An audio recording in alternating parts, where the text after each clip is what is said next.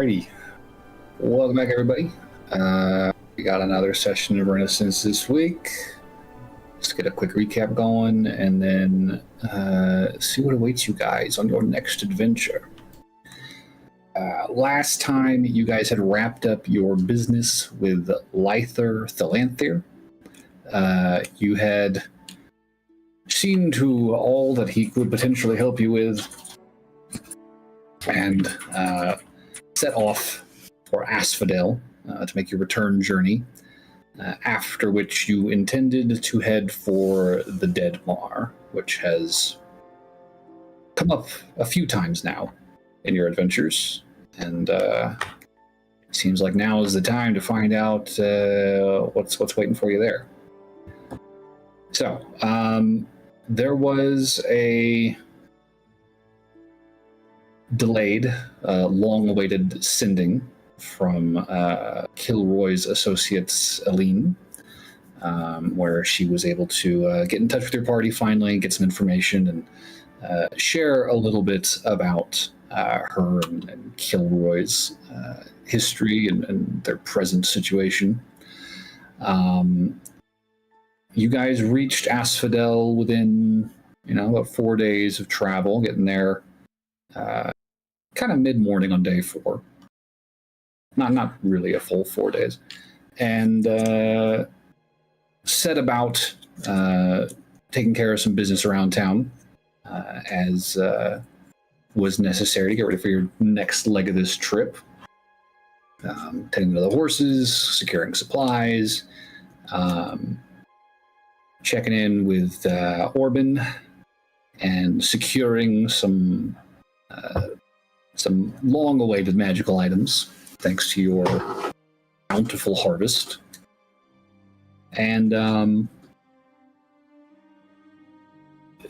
the course of all of this, there was some suggestions from Orban to Alfie that, it's a lot of money lying around in those jars. You guys could maybe just make a go of it, take off, abscond, elope, etc. But Alfie was not having that. And as she explained more of her situation to Orban, his mood seemed to take a dark turn. And when you set out the following morning, your trek down the main road of Oromexis towards the distant hills of the Deadmar was backed by a sad guitar song playing from the upper floors of the Dragon's Hoard. So we are picking up on the 17th of Erendath in the morning. It is a clear, quiet, and relatively cold day for the desert. It's been floating around, 50s, 60s in the heat of the day past week, 2 weeks that you guys have been out here. It's dipping down into the 40s again today. It's chilly. It's brisk. Cloaks and boots and gloves are a necessity. But despite that, clear skies. The rain has let up. The tiny little trickle you had yesterday. And it looks like it's going to be pretty smooth sailing on your trek today. So, are there any questions before we get back to it? Nothing here. Like, I'm good. Pretty. Then I think we should probably pick up with a survival check from our guide, who is leading this trip north towards the hills that lead into the Deadmar. Do we nominate I've got a +2. I thought we had. I nudge Errant. Yeah.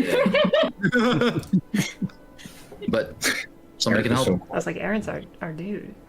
Yeah, I feel like at this point, Errant pauses for a minute just to make sure, like, you know, like the equivalent of every time you walk out of your house, you realize you forgot your phone, and then you go back, you leave again, you forgot your keys, you go back and do it again. I feel like Aaron like gives about 5 minutes before he just sighs and starts. Sure. Alfie will join him up front Or and writing, assist. All right. Well, I will require a survival check then. We'll see how smooth this trip goes. Why did my brain just go, I wonder if there's like soccer cleats for horses? I mean, horseshoes for ice? Mud, but... I feel like they'd sink and get stuck more if they had little points that they were putting all their weight onto. Yeah. Brain does silly things. Oh, Anyways. like silly things like forget that all of my oh, here's one. Okay, we're good. Oh, I took my dice with me to my other D&D game, so it's in a bag across the house.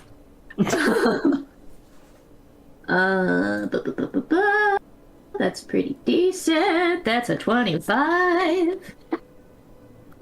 Yeah. It's going to be a pretty painless trip then, I think. You guys will be walking along the road north from Asphodel for a little ways, probably about half the day, and then from there, sort of veering off of the road into the kind of the wide scrub barren plain of the desert, in order to begin heading for your destination proper.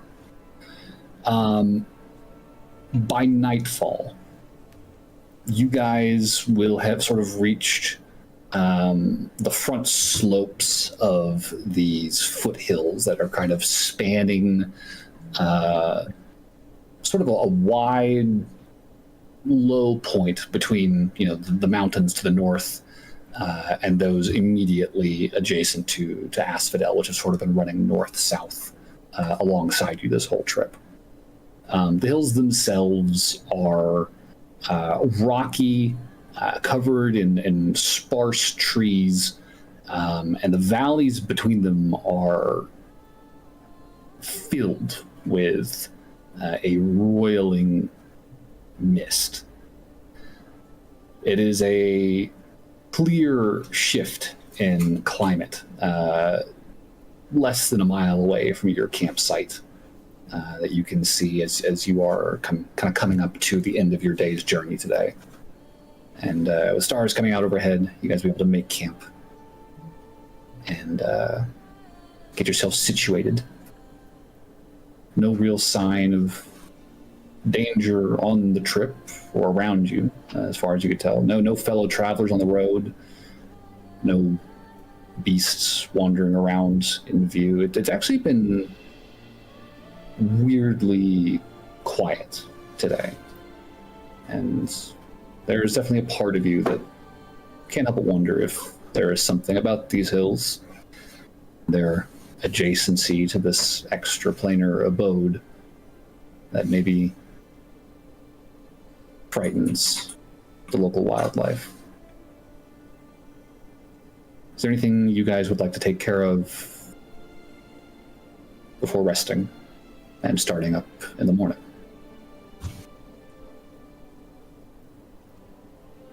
I think I'm good. I don't think so. We know that the climate we're going to expect in the Deadmore is like a swampy type of terrain. You've heard that, yeah. Okay. Good to know. Nothing specific, though. Okay. I think Reese, question for Kat, is Errant wood carving or anything tonight? Likely. Although Okay. he does have to make a new batch of berries, but he probably did that while they were in town. Okay. And so I think Reese would probably just kind of watch over Aaron's shoulder for a bit and trying to observe. Oh, wait. and Actually, pick up this... as much. Sorry, before I know what you're about to do, so but I remembered something. The horses bothering me about talking to me today. Oh. That's fair, actually. You know, there's probably some nudging as they kind of converge on you, behind you. Aaron's kind of butting their heads up against you. Okay, I may or may not be talking to horses. Oh, okay. All right, that's fair. You can still cut in. Just know that that's happening. No. I'll wait for a night where Aaron is carving, because Reese is just curious and wants to Oh no, learn. it's fine. It only lasts for like an hour. You can wait till after. It's just that there might be a slight delay in there. No worries, you got it. I think Alfie would take her little badger mole carving Errant gave her and ask him to punch a hole in it at the top so she can hang it off her staff. I think Aaron will probably fashion like a wire thing to like drill into it so that it dangles, because whenever wood gets real thin like that, it'll just snap. So more rapid than drill. Yeah, like or like do the like wire twist into the loop. Kind of thing. Thank you. I do have one more Yeah, thing, no problem. but it will be at bedtime. So I think Reese got curious of the conversation because talking wood carving, and is listening on the side and kind of just like, oh, I see, kind of like picking up tips here and there, just listening. Are you gonna watch Aaron while he works? I think he will until Aaron says something, and I don't think Reese will really ask. He's just kind of just observing. I think you have about 10 minutes before. Yeah. So I imagine if Aaron's like sitting down at like a log bench or just like on the ground against a tree or something, I think Reese will kind of take a position like somewhat nearby, and maybe not as obviously, like kind of play it off as like he's just surveying the camp, but then he's pointed like his body direction is just straight facing you, and kind of just watching. You all right there, bub? No, not you, bub. Oh. Sorry. Oh, are you talking? Are you talking to me, Aaron? You're talking to me? Yeah, you're staring at me like I owe you money. Do I owe you money? No. I was just actually curious about your wood carvings. I saw the little badger mole that you gave to Alfie, and I don't know. I thought having something to do on trips like this would be nice. Never really had anything to just do in free time like this when I was traveling with Lynn. It's usually either training or studying, so I'm just curious. Wait, you're saying you've never had a hobby? I mean, Are knives a hobby? yeah. Is fighting a hobby? Because yes, but if not, then no. I mean, it depends. Do you fight for fun or do you fight out of necessity? Probably more the second one, but I also like to be optimal while fighting. So it's kind of fun to train and learn how to best utilize the tools I have to finish the job efficiently, if that makes sense. I'm gonna ask you a question, and it's gonna seem like it ain't got nothing to do with what we're talking about. But them like knives that you make appear out of nowhere, Oh, yeah. What about them? do you decide the shapes of them? I mean, I can, but it's much easier to choose a shape that I already know and am very, I don't know, familiar with, to conjure them up faster, if that makes sense. All right, and are they sharp or are they just stabby? I mean, technically, they're made out of psionic energy, so they don't have a... They're not sharp. They're psychically sharp, but, you know, that doesn't really work for, you know, cutting wood or something like that. I don't know if I feel like Garrett does like one of those, like, I don't want to say it's like a scoff, but like something similar to that, like the like darn or something like that, like the you know, it's like halfway between disappointment and exasperation. Okay, here. All right. Let me just show you, Aaron, and then I think Reese will pull out in his left hand a dagger that he has. It's got an elven make dagger, very simple, you know, handle, but well taken care of. Very fine looking blade, and then in his right hand he'll conjure a psychic blade. Okay, and so he'll kind of hold them both up to you and say, you know, try touching them, you know, see, you know, how it feels, and you know. Well, I ain't touching that one. He points at the actual knife. Okay, that's fair. Because I know what that do already. I got those, but yeah. Okay, so he'll manhandle your psionic blade a little bit. Yep. Just pass it over. I'm assuming it disappears if you're not holding it. I don't know how long these. I don't know how long these last. Like, I don't know if this is like a 6-second thing or. No, I think if you've seen the movie K-pop Demon Hunters, I think I'm likening the psionic knives to Zoe's her spirit knife thingies that she creates, like the kunai she makes. So like, I think Reese has control of like when they poof, and usually it's just like once he's thrown them, whatever they hit, they'll deal the damage and poof. Or like when he's finished cutting action, he'll like let go and kind of poof. So I weirdly know things about those, but I'm not going to go into a full talking about specific types of throwing knives. That's a conversation we can have, yeah. But yeah, so he'll just hand over the psychic knife to you, and then I think while you're looking over that one, he'll make another one and kind of like drag it a little bit across his skin in like a slicing motion, just to kind of show, I think like a small little cut, to try and show that there's no actual drawing of blood, no like physical damage to his arm. Yeah, I think if you were to see anything, definitely like goosebumps kind of run across your arm on contact with the blade, and you would feel that kind of familiar, like nerve damage, pain, kind of like shoot up your arm on contact with the blade. Yeah, just like a little. Not quite an electric shock, but it hurts, it burns. Yeah.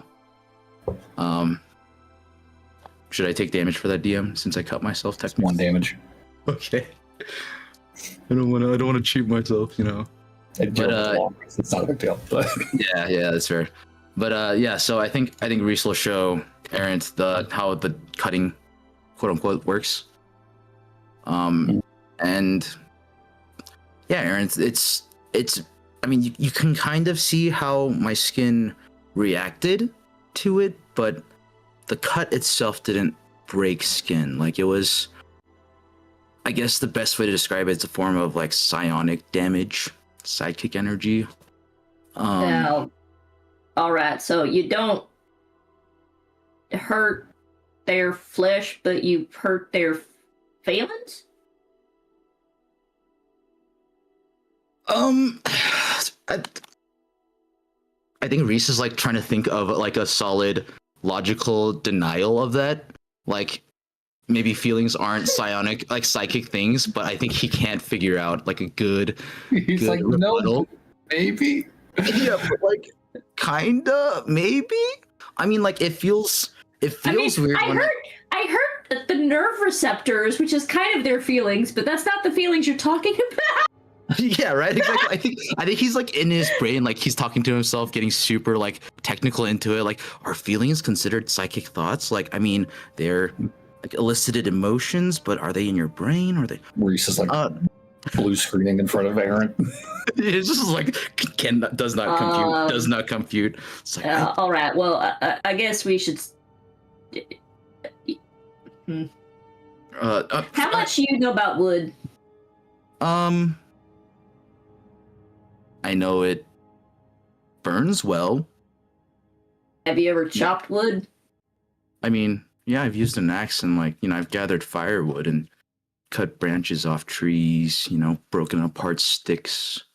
All right. So you know how it's easier to cut wood in one direction than it's to cut in the other one? Are you talking about cutting towards the grain versus cutting like against the grain? Like Yeah, like when you cut meat. Yeah. Okay, yeah, I do understand that to a certain extent. Yeah, that makes sense to me at least. All right. So Aaron starts to have like a discussion about just types of wood. It's very confusing. There are a lot of tangents. He tries very hard, but he rolled a 4 for explaining how wood works. I think at some point, like 5-10 minutes into it, Reese has like pulled out a little journal and is like trying to scribble down as much as he can of everything that Aaron's saying, like making sense of it. Like, okay, yep, okay, yep. And then after realizing that he is talking in circles, Aaron is going to basically no, he's not going to give you any of the nice stuff that he bought because you're learning. That's fair.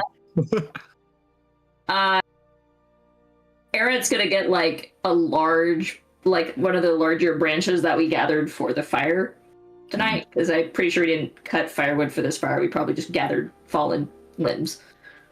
So he'll probably find you a piece that's like maybe about 6 inches by an inch in diameter. So it's a decent chunk. And he's gonna say, all right,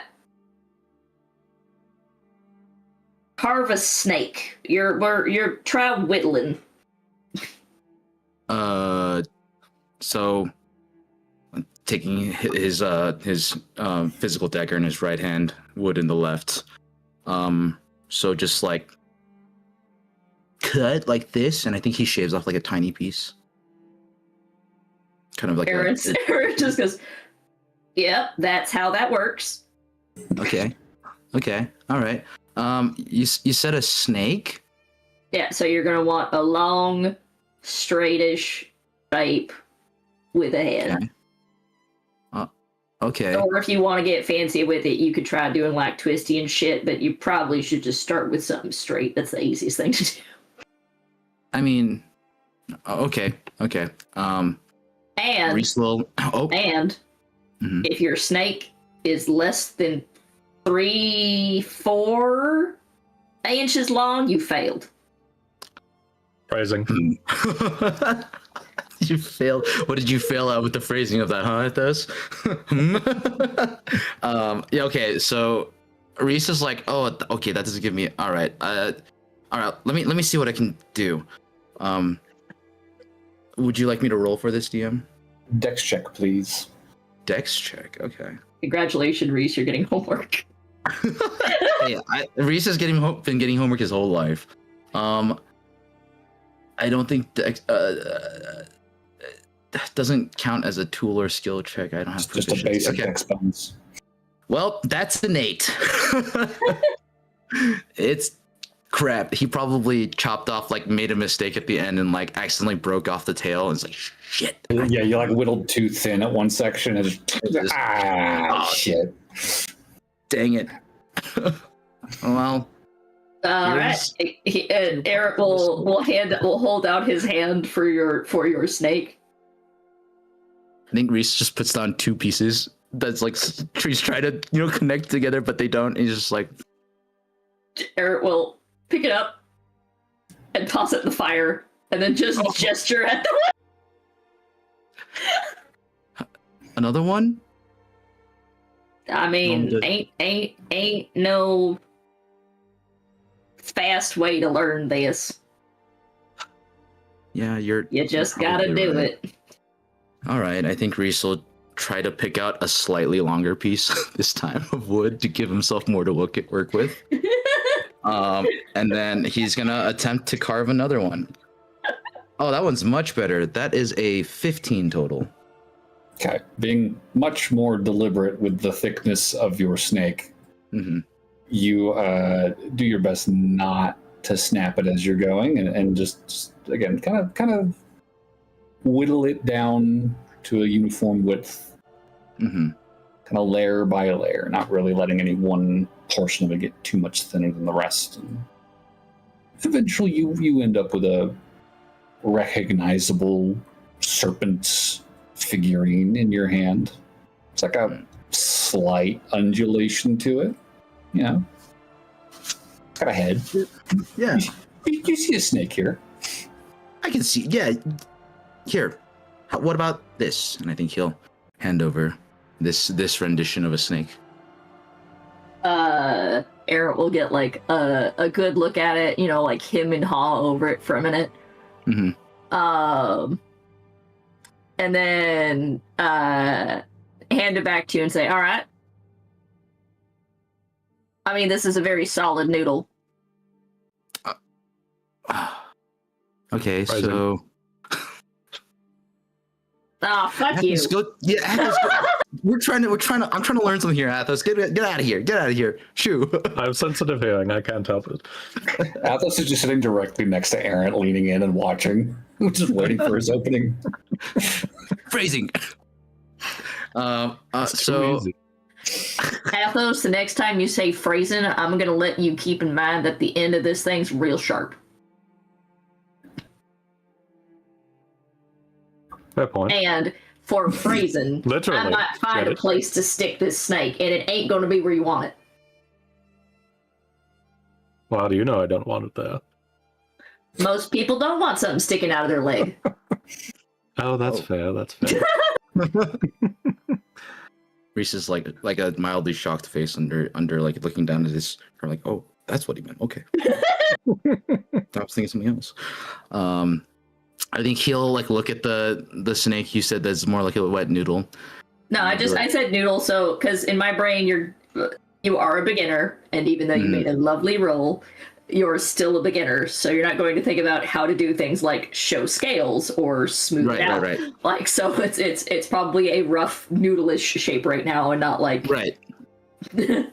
just the basic form, and I think Reese will take what you said and be like, so I guess the next step would be carving in like details. Yeah. Why don't you try seeing what two eyes that are the same size? Is this dagger good for this? Seems kind of big for, you know, that kind of fine work. Is that what you use? I mean, I have a full chisel set.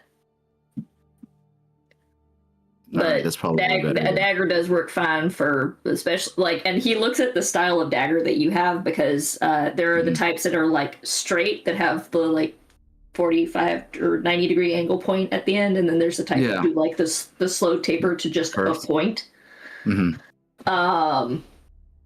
Sorry, back on daggers. Anyway. It's okay. I like knives too. But I have done a very small amount of whittling with an X-Acto knife. I think I kind of want to treat it kind of the same. Okay, so like you're thinking like the angled kind of point. I think Reese's dagger is more of the curved taper point because it's an elvish dagger. In that case, Aaron will hand you a small knife and say, if you break it, you're in trouble. Okay, I'll be very careful. Like the tiniest knife you've ever seen. Yeah, I'm like, is this? Can you even? Oh, I guess this is for whittling. Okay, yeah, sure, okay. And I think he'll attempt to carve in eyes into this noodle. Give me another dex check. Oh, that's so good. 21. 17 plus 4. Yes. You're starting to learn pressure and handling and like safe angles with this thing. The size of the knife helped. The size Yeah, helped. definitely having the right tool for the job is a big improvement over what you were using. The eyes come out pretty symmetrical. Rough, but symmetrical. Distinctively eyes. Okay, I think. How about that? He's like excitedly passes it over because he feels like you actually did a good job. Like, it looks pretty good to me. Eric looks mildly more impressed than he did previously. Yes. Super All right. impressed me. Yes. Alright, that's pretty good. So I feel like over the trip, Eric has like gotten one or two other little animal knickknacks that he's just kind of absent-mindedly carved for some reason or other. Like they're not going to be anything big, like maybe an inch or an inch and a half little creature shape thing that's relatively round. He seems to like. He would notice this. He seems to like making round animals for some reason. And it's because that they're less likely to break when he's in his bag.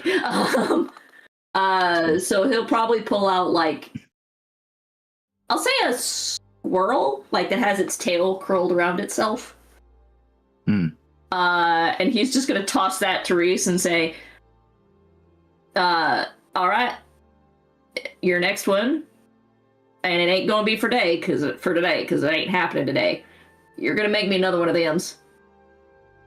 Oh, so like, try to copy this. As close as you can. Okay.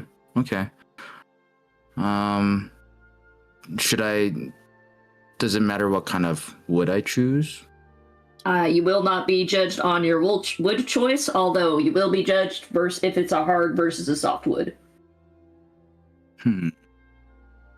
Yes, there's a difference. Okay, I think at that, Reese will put the knife away, stow it away, and just start observing, like examining the little figure that Errant has gave him, like tapping on it and kind of like seeing what he can glean off of it to try and learn as much as he can before he starts carving a piece. Sure. But yeah, I mean, Reese has no homework now, so he is spending most of the night now just examining this thing and like sniffing it, seeing what kind of wood it is, and like just fiddling around with the little carving. Sure. Yeah, I think I think you guys are probably like discussing this stuff like partially during a watch shift as well, because I mean carving's a lengthy endeavor. That's a multi-hour project. So you guys are probably at it for a good few hours. After dinner, going into that first watch, and eventually, after your eyes are heavy enough to the point that you're not learning much more tonight. And you're not seeing anything happen out there. I mean, you're in a pretty isolated part of the world. You'll hear something coming if it does show up. Probably time to pass that watch off to the next person and get yourself some shut-eye. Alfie, however, you said you had a thing you wanted to do at bedtime. Well, since it went into the first watch, I think when Errant goes to bed, he'll just find Alfie in his hammock.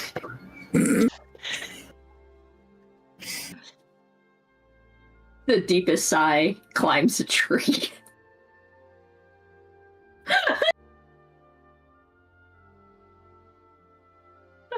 We'll come back. He doesn't want to wake her up. She looks so comfortable, and he'll squish her. No. She wakes up. Errant? He's like, my Alfie senses were tingling. Yes, I know phrasing. Shush. I feel like she hears you climb a tree and be like, Errant? Yeah, What are you doing? I'm going to bed. She's like, you see her attempt to scooch over on a hammock and kind of realizes it's not very possible. And then she just pats the hammock. Eric looks mildly confused. Elf, that's a one-person hammock. I'm small, it's fine. Yawns.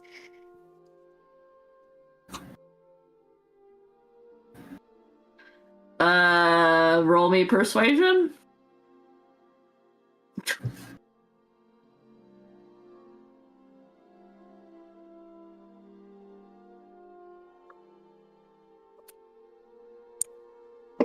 $25. You're asking the bard about charisma checks. I don't know what you expected. Listen, it made sense, okay? I don't know. He's being considerate, damn it. I know. I'm giving you a hard time. All right, all right, get out. Okay, she'll climb out. He'll climb in if you want. You can climb on top of him. Because again, it's a one-person hammock, and he's not going to be the person on top. Oh, she'll climb on top.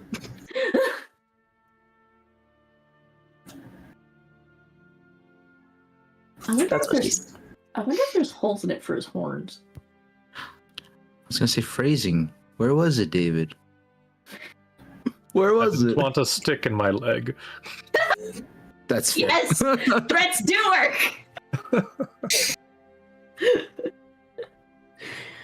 I feel like if your head's propped up in the hammock, you're probably not going to puncture it with your horns. They might like rake against the tree behind you every now and then, but I mean, it's probably also a rope hammock instead of like a fabric one, so it might be that the horns just go through the slots if they do try and. possible.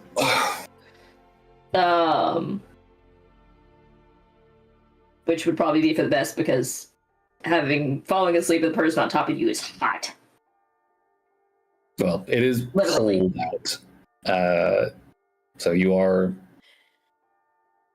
probably doing better for the shared body heat, more so Yeah. than you are overheating. It like I said, high of 40 today. It was cold. Fair enough.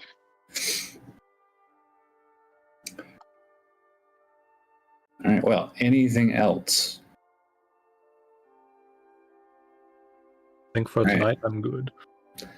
Then I think you will finish your long rest without too much issue. Come morning, you will wake up. But the sky once more clear, winds quiet. This morning slightly warmer than yesterday, but not by much. Hey, Johnny. You want to roll for who wakes up first? Sure.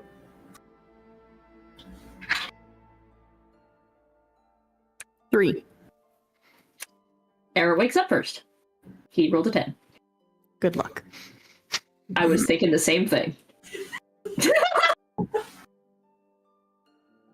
Okay, well, I guess Aaron is going to be stuck there until Alfie gets up. Like a cat in your lap. You don't want to move them. They look so comfortable.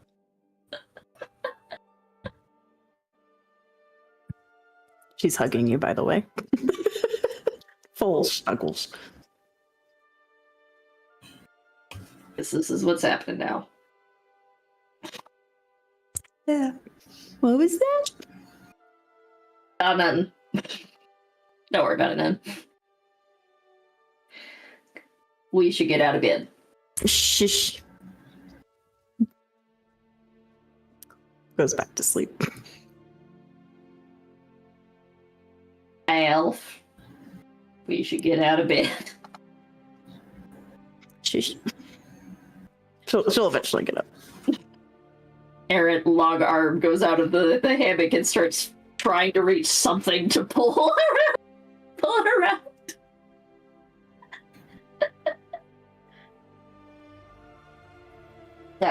Sorry. Thank you for this. Oh, excuse me. Oh. Well, you guys will be able to break camp without too much issue. And like I said, you are camped kind of just at the edge of the foothills. And that thick fog that you saw kind of covering the hills here, filling the valleys, has not disappeared by morning. If anything, it looks to have gotten that much thicker. I guess I'll be rolling another survival check today. No, that one will keep us for the time being. Heading into the hills after breaking camp, making your way sort of for the nearest saddle between these hills that you can find. You are very quickly enveloped in this mist. And it's only a couple of hours of walking before all of you would begin to notice shifting in the landscape, in the sky overhead. The rocky, sparsely forested hill and valley surrounding you begin to grow bouldery. You start seeing large kind of stretches of craggy rock sort of strewn about the valley floor. The trees sort of fall away, and what you're left with is, tough scrub grass and exposed kind of dark gray-brown stone. The sky overhead begins to shift in color, where it had been sort of that pristine, early morning blue as the sun was beginning to rise while you broke camp and finished breakfast. The mist, it had obviously shifted to gray, but now you are beginning to see purple overhead. And while it's indistinct because of the haze, there are streaks of red, yellow, black.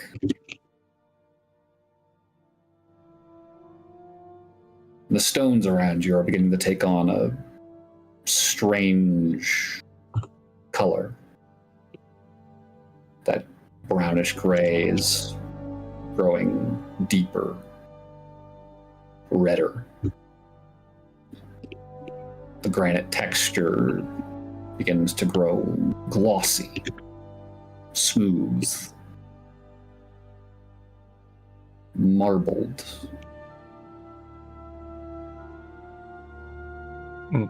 And as you're walking through the mist, you can't help but shake the feeling. You can't really shake the feeling that you are stepping through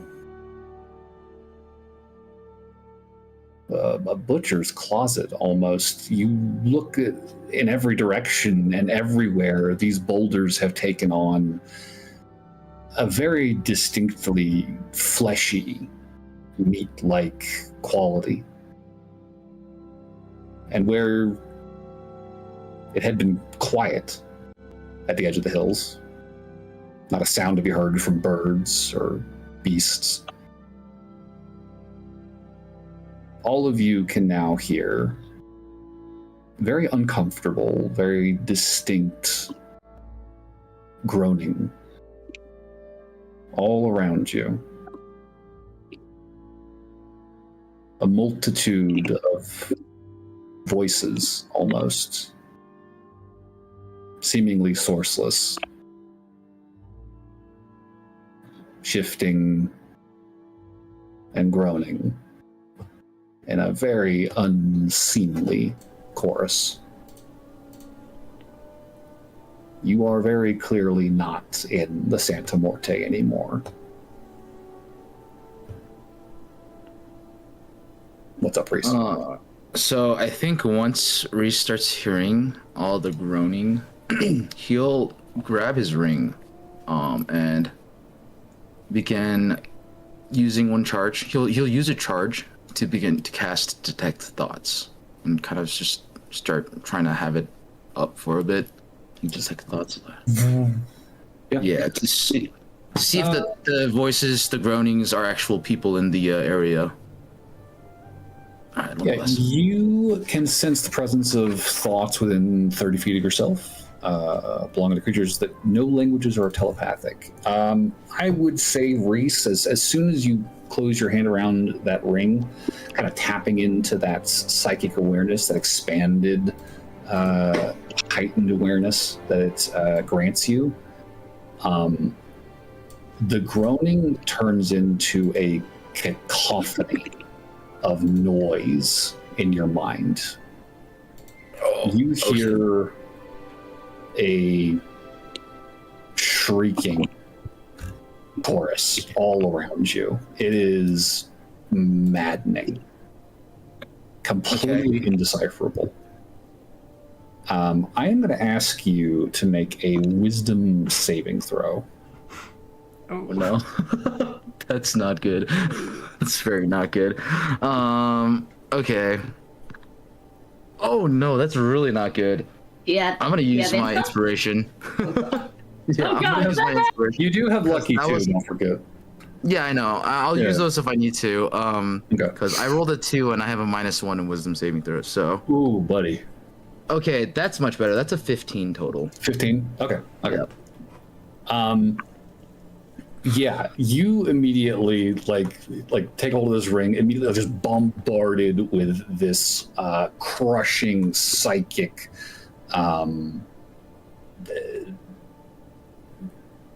mess, for lack of a better word.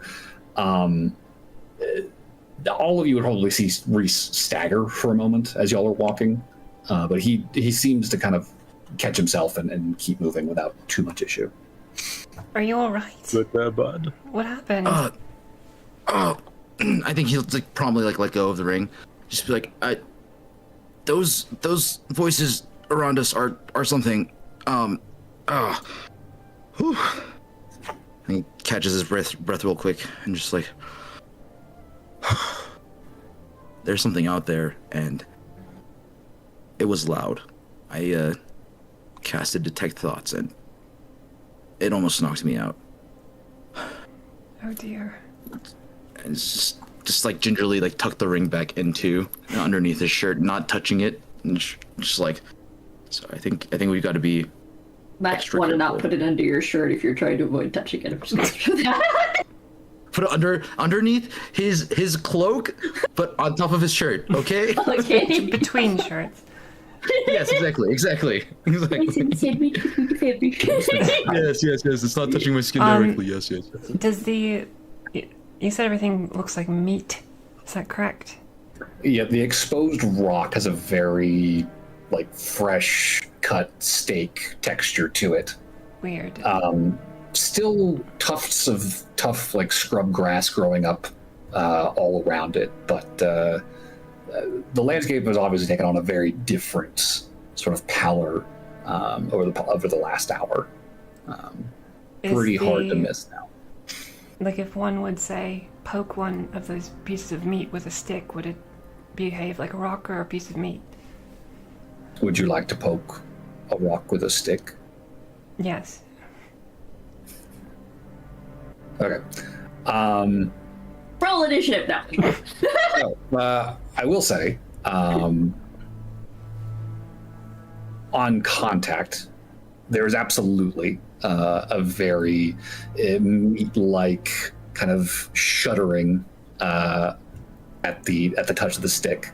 You see the rock twitch, kind of like a cat's back at the presence of something, and immediately adjacent to where you poked in with that stick, you would see a slit begin to widen in the meat, and inside there is a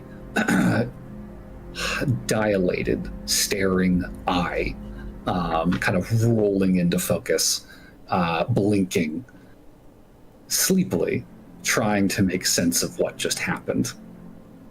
Oh, And then another one. And another. I'm just gonna back away. You watch Okay. as one slit begins and continues to widen and widen and widen. Are there teeth in this one? And there are teeth in this one. Oh no. As the meat begins to rise, and a large gaping mouth lined with teeny tiny little needle-like teeth begins to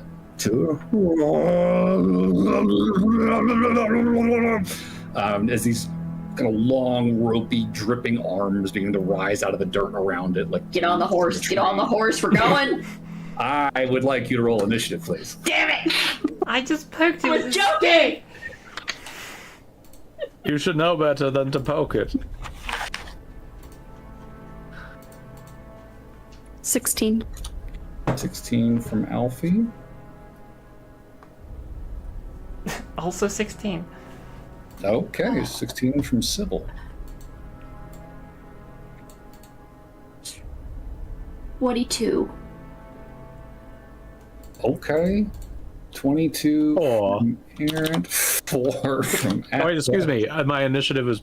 I thought it was my initiative was +2. It's a 3. Oh, 3, excuse me. How big is this thing? As it begins to rise up out of the ground, it goes from being like, like a foot and a half of rock protruding up out of the earth to like a full 5 or 6 foot tall, like, heap of eyes, mouths, and teeth. I don't know if you caught it, but Reese got a 23 for initiative. 23 for Reese and Aldrich. I did not hear Aldrich. You are muted still if you are there, Aldrich. Question, how many of us are on horses? Great question. Like, did Sybil get off the horse to poke the thing? I presume I would have had to, but I mean, if I was getting off the horse, we would have been probably stopped for some reason. Well, I mean, I imagine Reese didn't get off the horse to use the ring. I think he's probably like trotting along and using the ring, and then like slumped over in the when he was assailed by all the voices, and so I don't think he would have gotten off the horse then.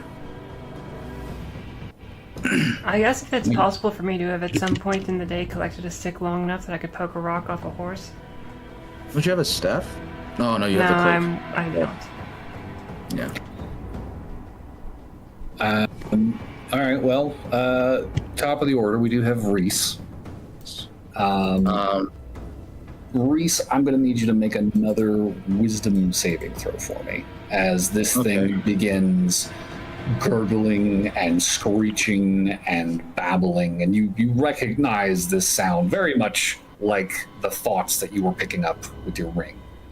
But actually, yeah. Okay, so you said a wisdom saving throw? Wisdom saving throw, yes. Oh, I'm so bad at these guys. Oh, I'm gonna use a lucky Take my point. inspo if it helps. No, keep it. I'm gonna use a lucky point because I have multiple of those to use. I have to use a second roll, right? With lucky? Yes, I believe so. I think lucky is your last chance, yeah. All right, I got a 3 total. 3? Okay. So, That's not good. Reese, you are overwhelmed by the gibbering of this creature, and you do nothing with your turn. Oh, God. Aaron. Reese is like freezing up next to you. I need you to make a wisdom saving throw as well. This isn't fun. Oh, it'll be just. Jesus Christ. Guys. 4. 4? I rolled a 4 before I used my inspo. Oh, okay. 16. 16? Okay, all right. Despite the absolutely maddening effect this sound seems to be having on your friends here, you lock in. You focus up. What are you doing? I am spurring my horse and giving a solid whistle to get the other horses to follow me. Okay. Okay. We've got a rapport. You do have a rapport. I probably should be asking the horses to make wisdom saves too here. Oh no. What is a horse? Do they have a high enough intelligence to need to make wisdom saving? That's a great question. Any creature that starts within 20 feet needs to make the save. Oh, doesn't matter. Oh no. Oh no. So yeah, Reese, Aaron, I'd like you guys to roll for your horses as well, if you would. And this is just a +0 roll. +0. 13 for the horse. Come on, Bronco. Okay, your horse is moving. Your horse is like, fuck this thing. Catching that? I'm out of here. Can I use a lucky point for my horse? Please. No, let's just roll with that. I'm not gonna use a point. Bronco got a 2. 2? He's fucking frozen up too. He's frozen. He is frozen, in fact. He also rolled very low on that. Sybil, would you and your horse please make a wisdom saving throw for me? Oh, yes, of course. As Aaron begins galloping forward away from this thing, whistling for you to follow. Okay, wisdom for Sybil's a lot, 24. 24? Okay, good shit. And then what about the horse? I don't remember my horse's name. That's okay. It's Sully. Sully got yes, a natural I have 1. I have the Sully. horse's name. Oh no, Sully. All right, no, I'd like you to make a D8 roll for me. That's never a good sign. 1 is going to be north. Always 6. 6, so north, northeast. Oh, is the horse confused? East, south, He's going- south.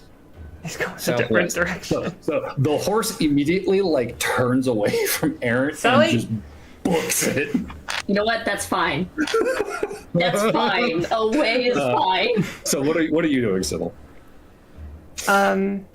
Is it my turn or? It is your turn. Yes. Yeah. You, Our you are horses able to took act, our but initiative. your horse is like fleeing this thing. Sure. I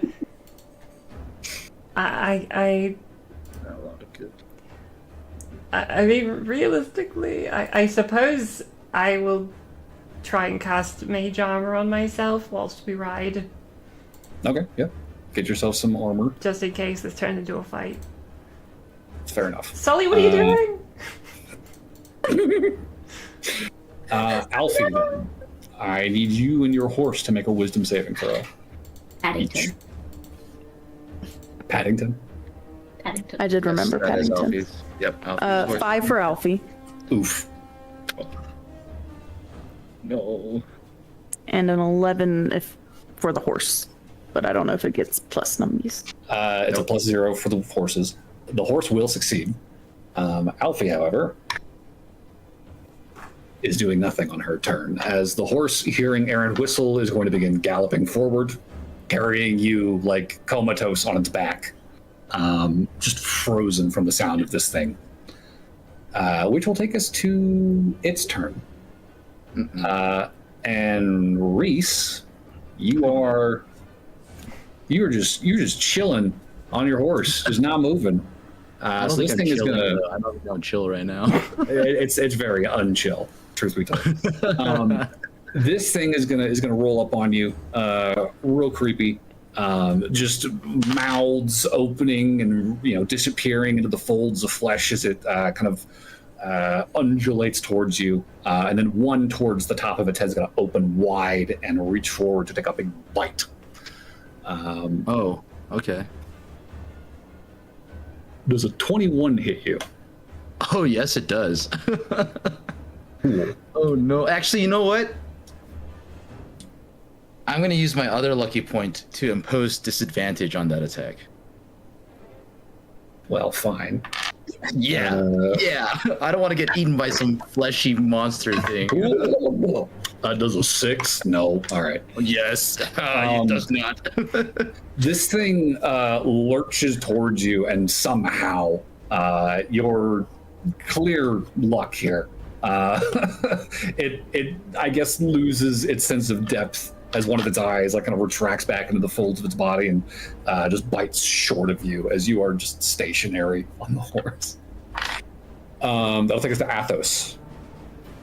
All right. Wisdom save, I imagine. One for you, one for your horse. Athos, right. your horse's name is Molson. Mulsen. Molson. All right, Just so you Molson. know. You also wrote down all the horse names. I did. I did. I got you. The horse got an 8. And That horse ain't moving. I got... What's my bonus? Oh, 14. 14? Okay, yeah. Athos, you keep your wits despite the maddening sound of this thing's gibbering. What are you doing? I am going to Scorching Ray it. And by Okay. Scorching Ray, I mean Necrotic Ray, basically. But anyway, Fair enough. Go ahead and give me a roll to hit. I have to do it 3 times. Oh, that's right. You get multiple. Yeah. Yes. So that works, yes. 3 whole Cool. rays. 3 whole chances to miss. That is a nat 1 for the first one, so that's a miss. It is probably a hit. Oh, yes. 16 plus 7, so 23? Yes, 23. 23 would hit. Yep. And 25. 23, 25. And a 7 was the first one? Yes. Okay, Or yes. it was a nat 1 plus. So, yeah, plus- nat 1 definitely not hitting. Okay. Correct. So 2 hits. Give me some damage. That is 8 and 5. Okay, good shit. You blast this thing. 2 bolts of crackling necrotic energy fly out of your fingers, colliding with this thing, withering its body on contact. And it, howls in pain as you strike your blow. Would you like to move? Your horse is immobile. It is not responding, but you do have all of your movement if you'd like to move. I would very much like to, but I imagine I am going to have to move the horse. I mean, if you want to keep it, sure, yeah. That's fair. Yes, I would like to keep it. I would like to avoid walking if I can help it. All right. Then that will take us to top of the order. We've got Reese again. Aldrich answered. I need you to make another wisdom save. Okie dokie. One for me and one for Brocco as well. Yes, sir. Okay. Sorry, I'm not sure how I missed you asking for initiative. Yeah.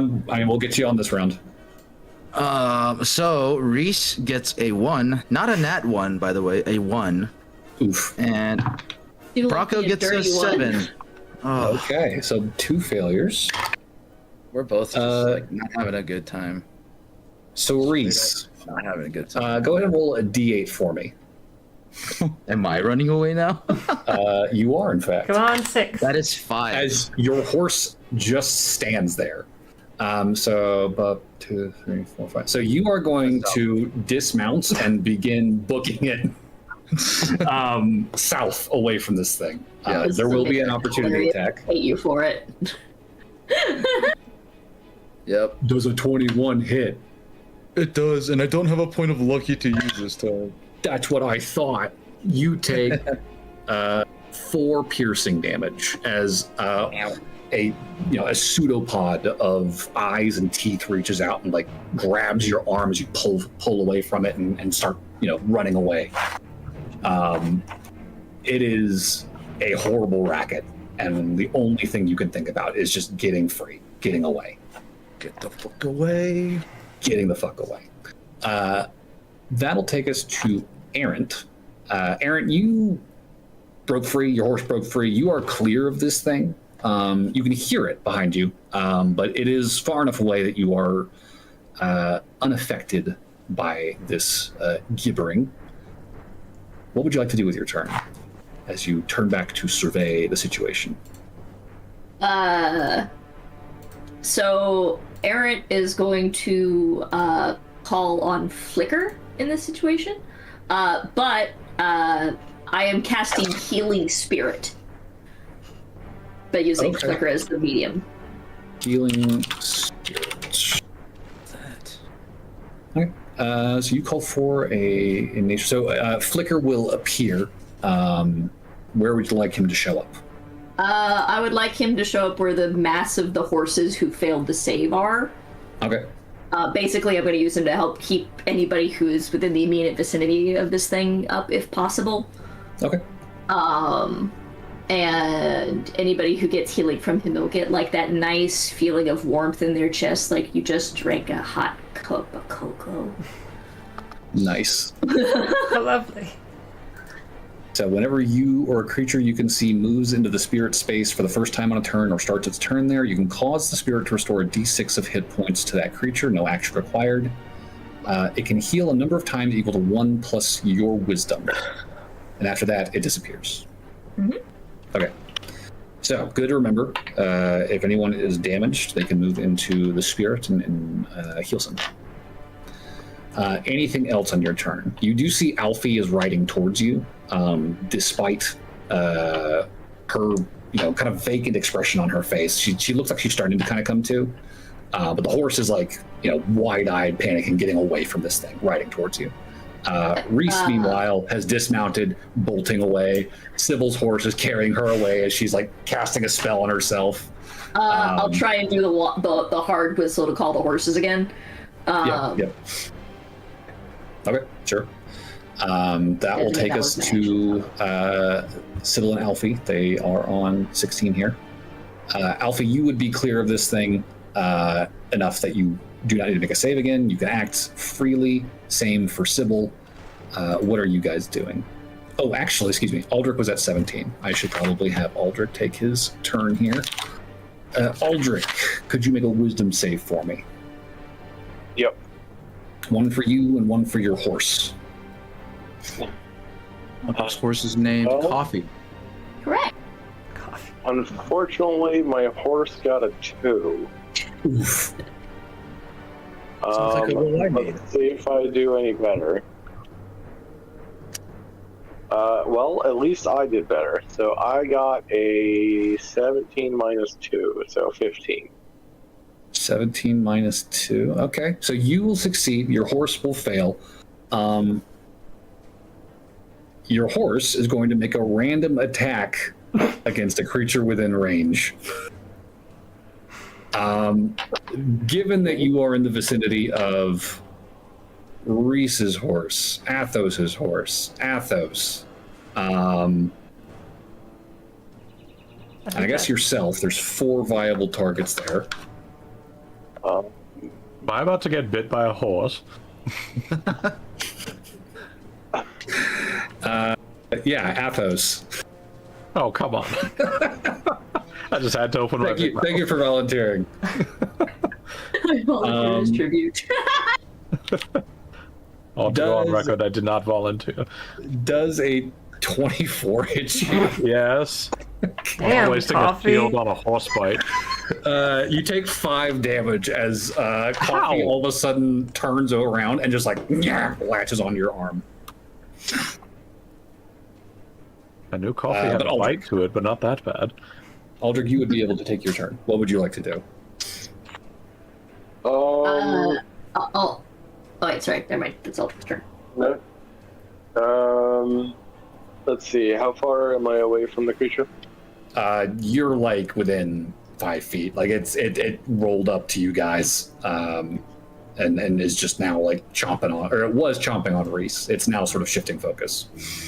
Okay. I'm going to activate my glove, and I'm going to put myself between everybody and the creature, Okay.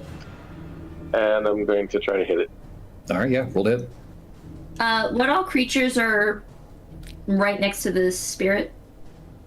Right now, it is Reese's horse, Athos's horse, Aldrich, and Aldrich's horse. Okay, I'm gonna roll a d6 to figure out which space the spirit stopped in, because it is one space. That's fine. So it would be a 17 to hit. That'll hit. So I believe it's with Athos and Athos's horse. Okay. Because those are sharing the same space, yeah? Yeah. Okay, so it's under that. So, on Athos's turn, you come out of here. I'm going to activate my Searing Smite. Okay. So as a target, it takes 1d6 fire damage from any attack at the target of each of its turn until the spell ends. The target takes 1d6 fire damage and it makes a Constitution saving throw. Con save. So I think it takes a damage, and then on the next turn, it takes a damage, and then makes a Constitution saving throw to see if it ends. Gotcha. Okay. So it's on fire. I believe so. Okay. Unless I'm reading that wrong. So what's the total damage? And the damage from the attack is 1d8 plus 2, so that would be 8 damage or 8 slashing damage, and then fire damage is 1d6. That'd be 3 damage, so 11 damage total, 6 or 8 slashing. Oh, wait, yeah, 6 slashing or 8 slashing and 3 fire. Gotcha. All right. Good damage. That was bonus action, and yeah, you moved to get in front of it, so you were good there. So, Syl and Alfie, back to you guys. I think I'm just gonna get my horse back on track since I think I'm going the wrong way. Mm-hmm. So I'll turn Sully around, get him moving the right direction, because I kind of like veer a little bit back towards the battle. Can I get the creature within 30 feet of me? You can, yes. Okay. You might incur the sound. You're getting close to that line, but I mean you're keeping focus for now. So. Well, here's yeah, hoping I can push him away. I'm gonna cast Defenestration on the creature. Okay. Strength save. But he's gonna roll a 2. Okay. Then that'll be a fail. So he will get pushed 20 feet, I'm just going to say in general, away from the horses and us. Okay, fair enough. Whatever direction makes the most sense for that. And he'll Any take damage? 4d6 slashing damage and become prone as he flies through a arcane window.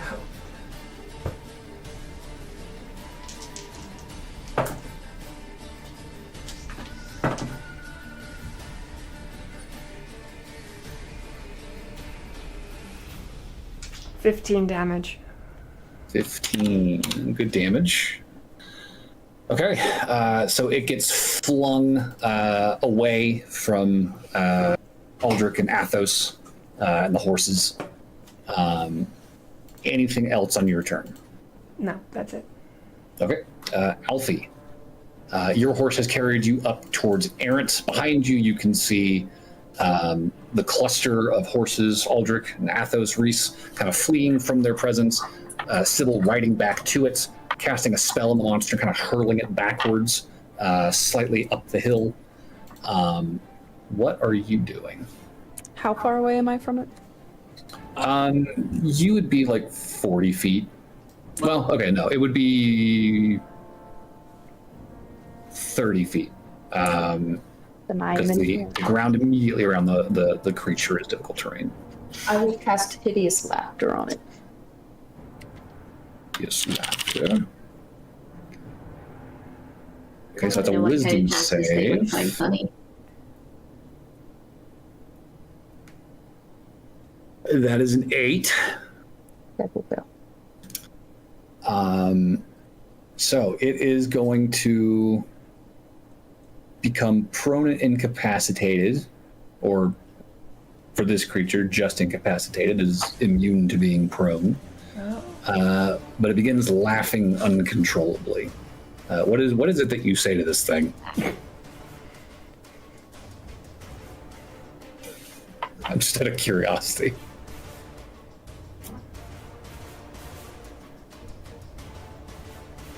I didn't know I had to come up with a joke.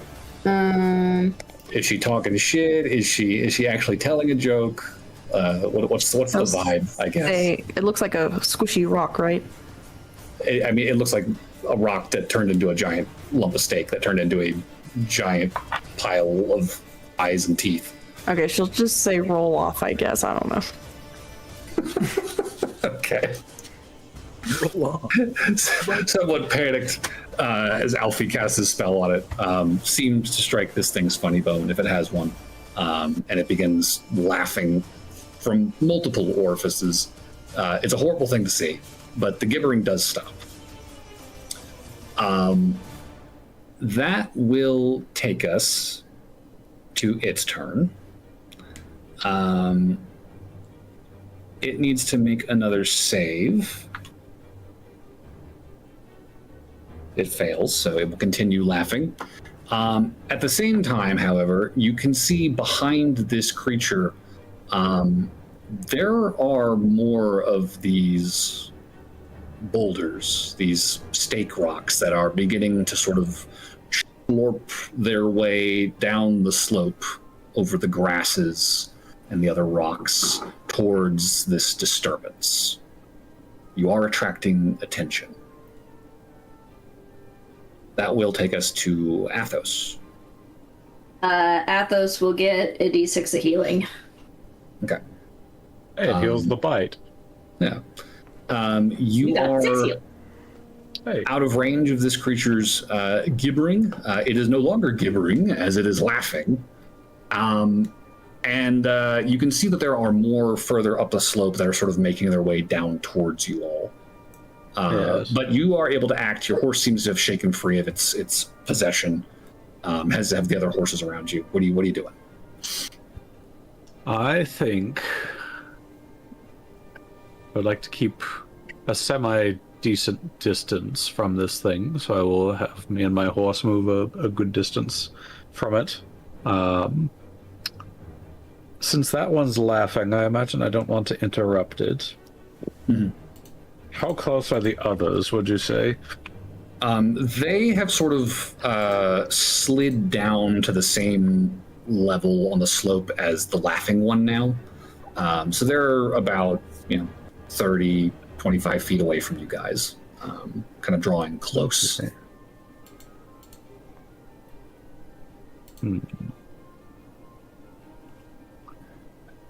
But they are getting close, so I should probably do something.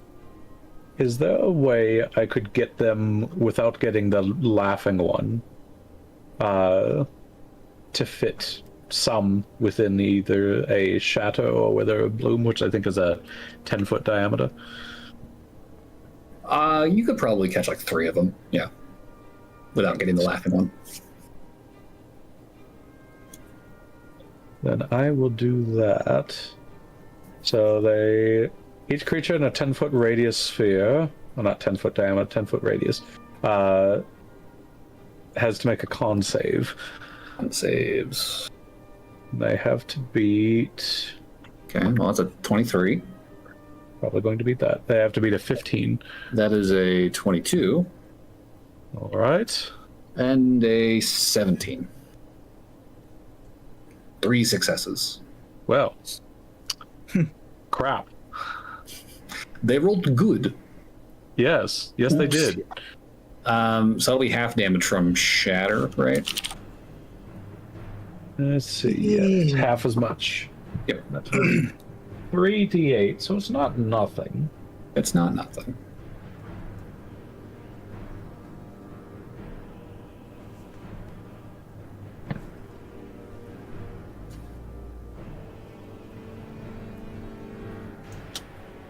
That will be 15 damage, so halved would be 7. 7 damage.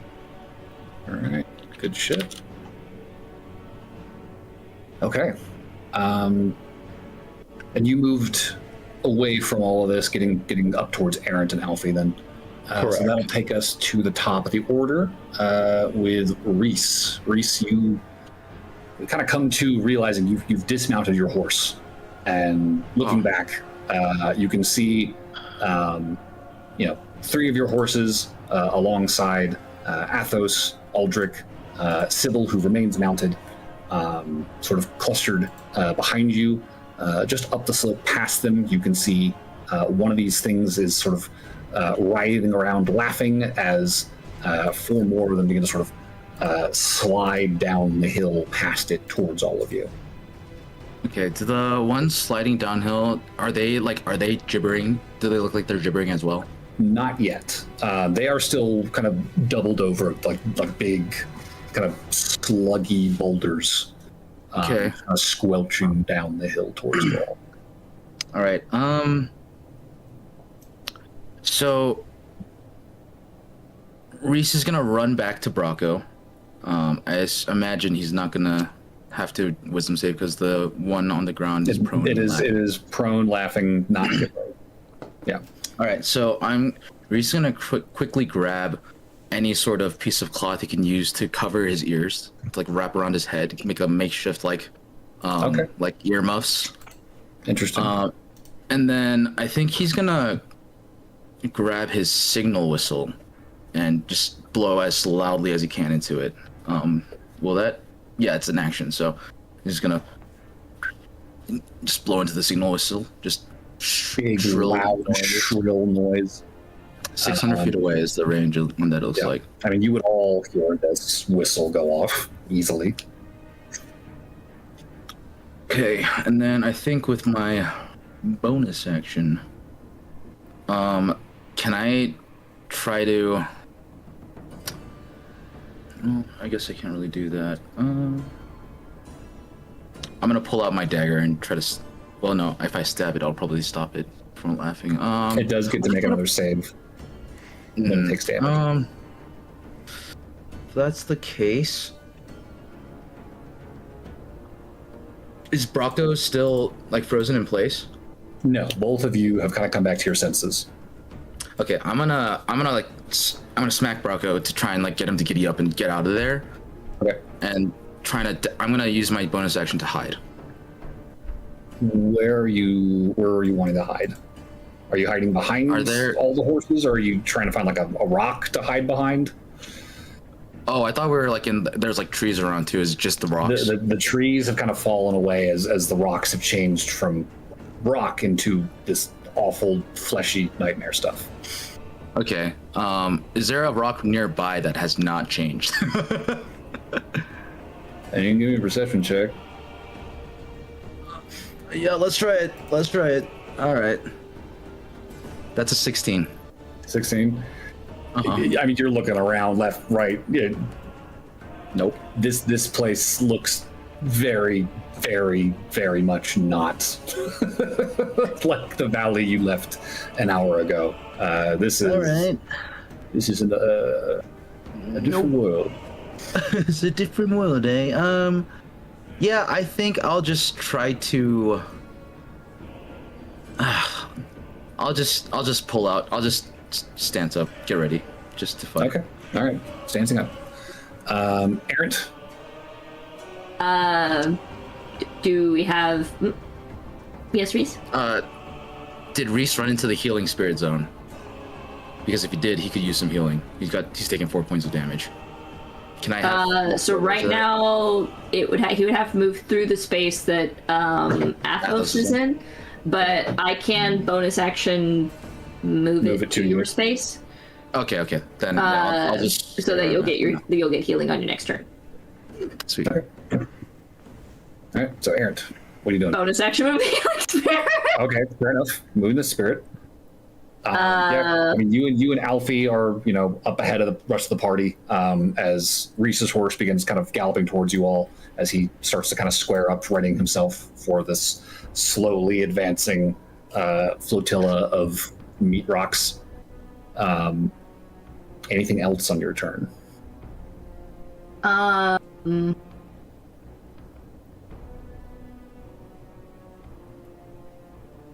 I want to shoot this thing in the eye because that's really the only thing I can do since I'm. Well, no, I can. I'll check the range on firebolt real quick so that it's not staring. At least out of that one. One of the ones that's not laughing. Yes. Okay, sure. Also, Okay, that might roll to hit. Deter them a little bit. 19?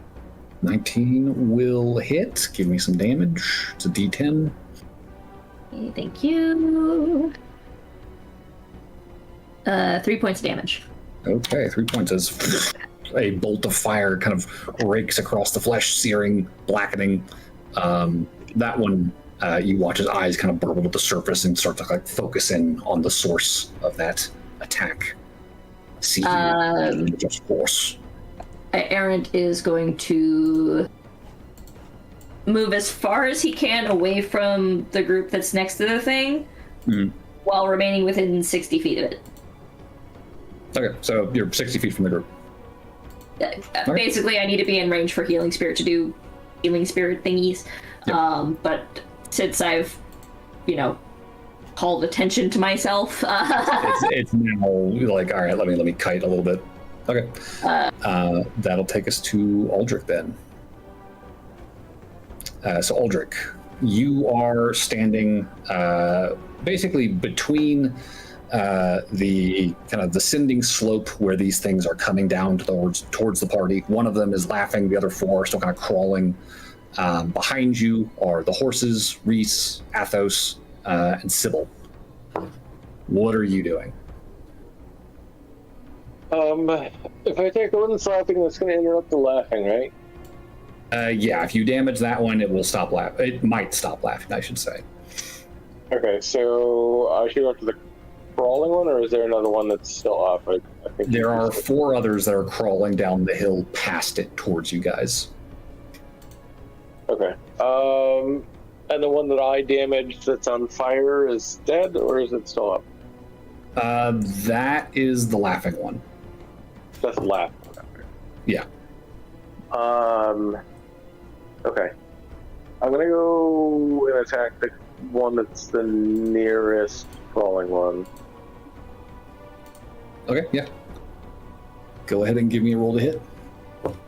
As by the way, advances, 20 feet up the hill and begins to attack one of these things. okay. Let me see here. So that is a 24.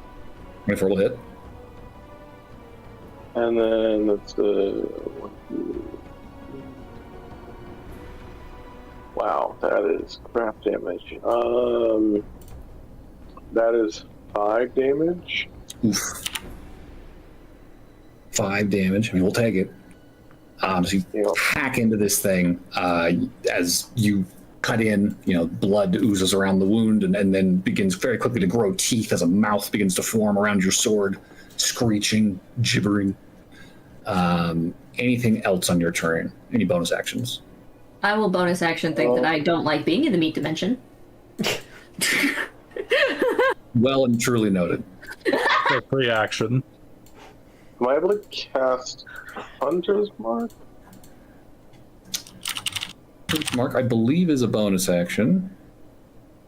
You could have, yeah. Yeah, you could Hunter's Mark.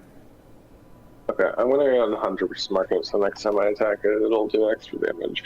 Okay, that is more than fair.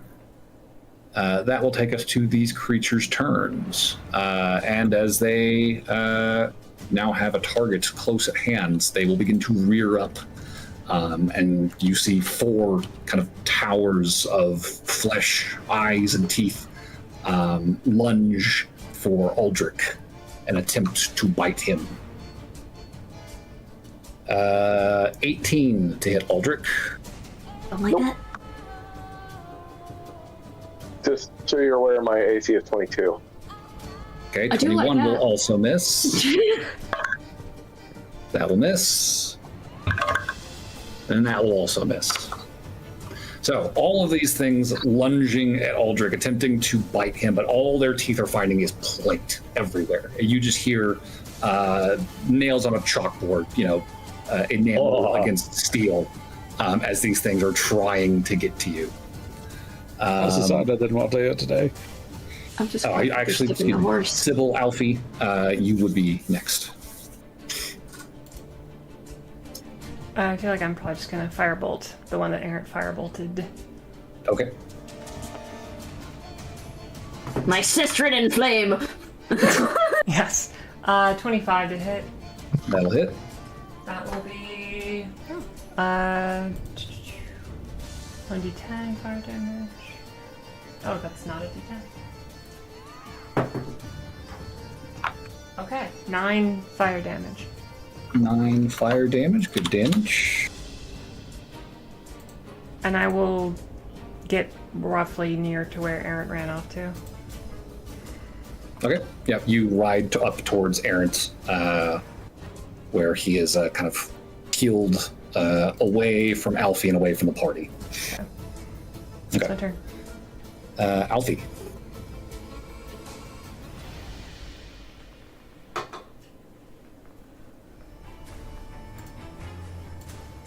She's just gonna start with the ones everyone else is hitting. Okay.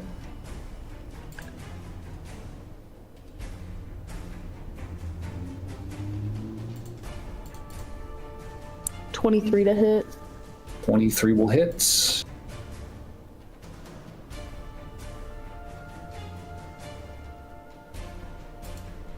$5 damage.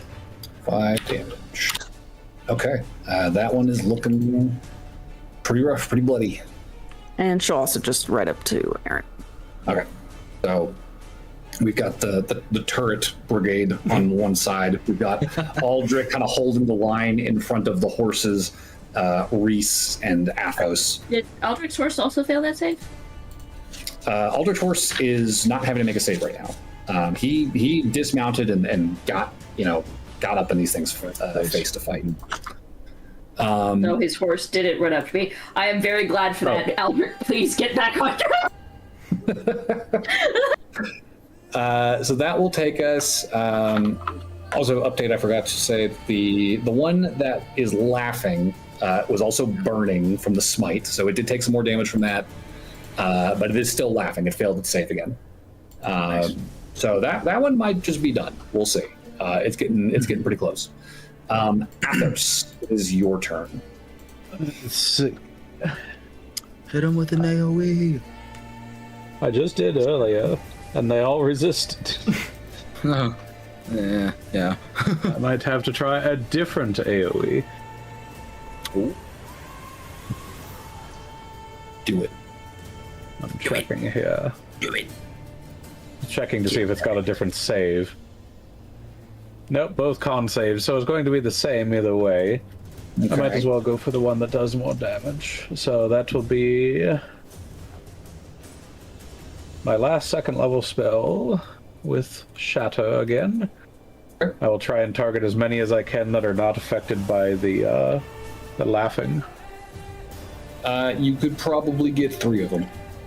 I will take that. Okay. That's more than one. So they must make con saves. And actually, excuse me, before I do that, I am going to bonus action activate my innate sorcery to give me a +1 spell save DC and advantage on spell attacks. So that makes my spell save DC 16. Okay, so that's going to be a 17 for the first one. Shit. 21 for the second one. Shit. Okay, there's a failure. 7. One failure. We got one. Failure. Are there no failures at? Oh, excuse me. I had to roll dice for reasons. That is going to spend my sorcery points on making that a entropic spell. Okay. So the Love damage will be. reasons. Unlisted reasons never go wrong. Yes, don't worry about it. So they will have to make DC 15 con saves. How many? Each of them. Stick with this. I think it's 3d8. So you know what? I will go with I'll go with 1 each. 1 each. That way you're not Okay. rolling a bunch. Con saves. Yes, they have to be to 15. Okay. That is a 9, a 16, and a 20. Okay, so one failure. One will fail. So he'll take a point of exhaustion. Yes, and then for damage, that is... I actually got good damage. That is 17 damage. Ooh, okay. So that's 8 for the successes. And 17. That will take us to... well, actually, final point of order, Athos, are you moving? I will keep a decent distance away from them. Yes. Okay. And by decent, I mean like approximately 50 feet or so, if I can. Right, so you're riding away from yes. Athos, or not Athos, Aldrich and Reese. Are you riding towards Errant, Alfie, and Sybil, or are you riding elsewhere to? I guess I might as well stick with the group as long as we're away from them. Okay, so Athos is riding towards the bulk of the party at this point. Yes. That will take us to Reese. Okay. So Reese, you could get the healing spirit from Errant. You get one whole hit point. Oh, okay. It's a D6. I rolled a 1. I'm sorry. You are behind Aldrich, and so far enough away from these things that you do not need to make any saves at the start of your turn. But they are all gibbering, and they're all attempting to munch on the knight standing before you. So what do you do? Is my head wrapping helping? There's like 5 of them now. It's pretty fucking loud. It might have helped with just the one. With the 5 of them together, it's bad. Which is the one that's looking super dead, super close to dead? There's the one that everyone's been firebolting and starry wisping, and there's also the one that is currently riding with laughter and burning from the smite that Aldrich inflicted on it. Both of those are pretty bad shape. Okay. I'm gonna throw a psychic blade at the one that's been hit by everybody's firebolts and stuff. Okay. I'm gonna roll the hit. See how that goes. 19 to hit.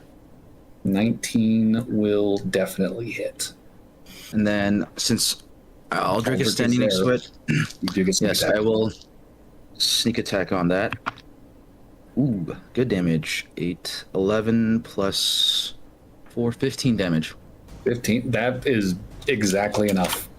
That first blade punches through a particularly large bulbous eyeball, which just pops immediately, and the whole thing just collapses like a deflating balloon. All right, and then I will use my bonus action to attack with the second psychic blade, throwing that one at the flesh mound laughing on the ground. This one will be a 1d4. No psychic damage, but no sneak attack damage, and no extra bonus, I think. Damage. I think we figured that out. That's the ruling with that. Psychic blades. Well, okay, because after I attack with the first psychic blade on turn, I can make a melee or range with the second one as a bonus action. The damage die of this bonus attack is a 1d4 instead of a 1d6, and then but on bonus action attacks, like second attacks, you don't add your when you're dual wielding, you do not add the modifier unless you have the dual wielder feat. But I feel like we went over this one time, and I can't remember what we decided. I don't remember off the top of my head. You must make the attack. To hit, though, that is a 25? 25 to hit. 25 would hit, yeah. Or maybe it's the fighting style. I don't remember. I mean, I have the defense fighting style, so it's not gonna change. 2-weapon fighting. When you make an extra attack as a result of using a weapon that has a light property, you can add your ability modifier to the damage of that attack if you weren't already adding it. There's an interesting ruling that psychic blades technically don't have the light property, which I find hilarious. True. There's some weird ruling stuff there that I think I'll go into later. That's a 4 damage on the dice though. Okay, we'll take 4 damage. Yep. Let's see if he keeps laughing. Yeah, he does. This whole thing is very funny to him, He clearly. thought it was really funny. Yep. Yeah, that's both my action and my bonus action, and I'm just gonna keep on the edge of the gibbering range. Yeah, you're staying well behind Aldrich. So that'll take us to Errant. Reese's horse? Reese, yeah, he slapped his horse. His horse is Okay, you're okay. running. No, I'm not sure where the I'm not sure who all is with their horse at this point. everyone except for Aldrich. I think. Aldrich, okay. Okay, the spirit will move to Aldrich, since Aldrich is up in there. And I guess it'll like he'll perch on his armor. Okay. Good call. Probably hard to find a spot that isn't covered in teeth and meat, but find somewhere to latch on. You get to see like the Flicker make like the angry squirrel noises with the tail flicking. Mm-hmm. And the whole while, it's just a mass of these meat pillars and eyes and teeth. And Errant will go ahead and cast Firebolt again. Okay. Please, Aldrich, get back on the horse again. I know that you'll be fine, but there's a lot of them. 17? 17 will hit. Yay. Which one are you aiming for? There's the laughing one, and then there's the three standing around Aldrich. One of the three standing. Okay. Would you rather me return and them come at you? Yes, because horses probably move faster than they do. Yeah, I thought the plan was to run away. Yeah, that's what I was thinking.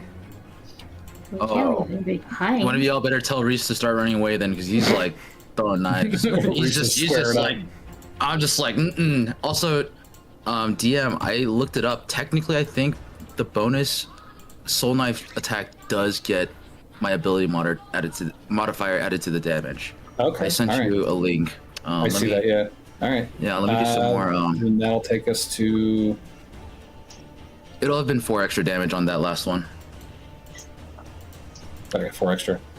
9 That points would of actually damage. kill rounds. Nice. That is burning and laughing, so he is dead too. Yes, Reese is mad.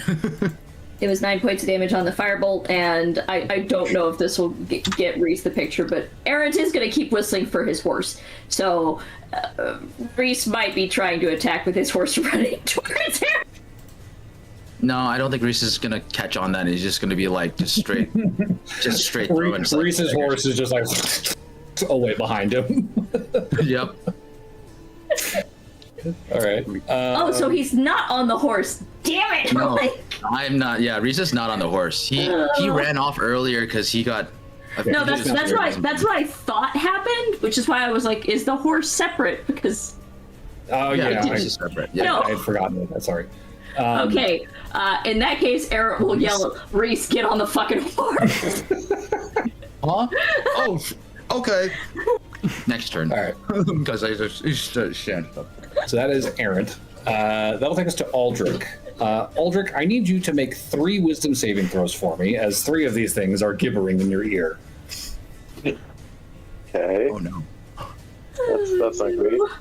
Nope. Luckily, my wisdom save has increased since I activated my gauntlet. Never a good thing when the DM says no. It's a lot of gibbering. I don't suppose a 10 saves. A 10 meets it. That is a success. So that's 1. A 12, so that works. Okay. That's 2. And then a 14. Okay, that's 3. Aldrich, get out of it! I was really scared about that first one. Yeah, Aldrich.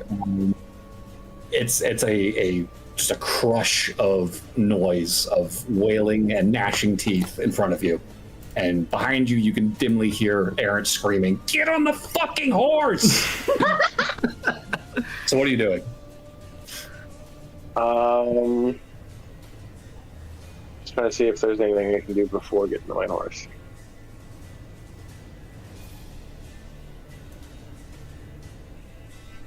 Okay.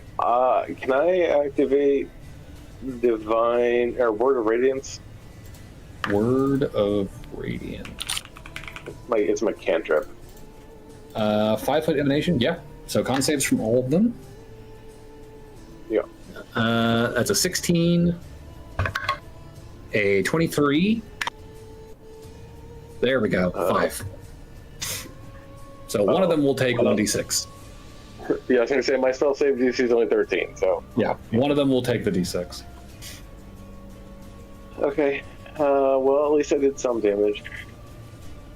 And it was max, so 6 damage. Okay, take that.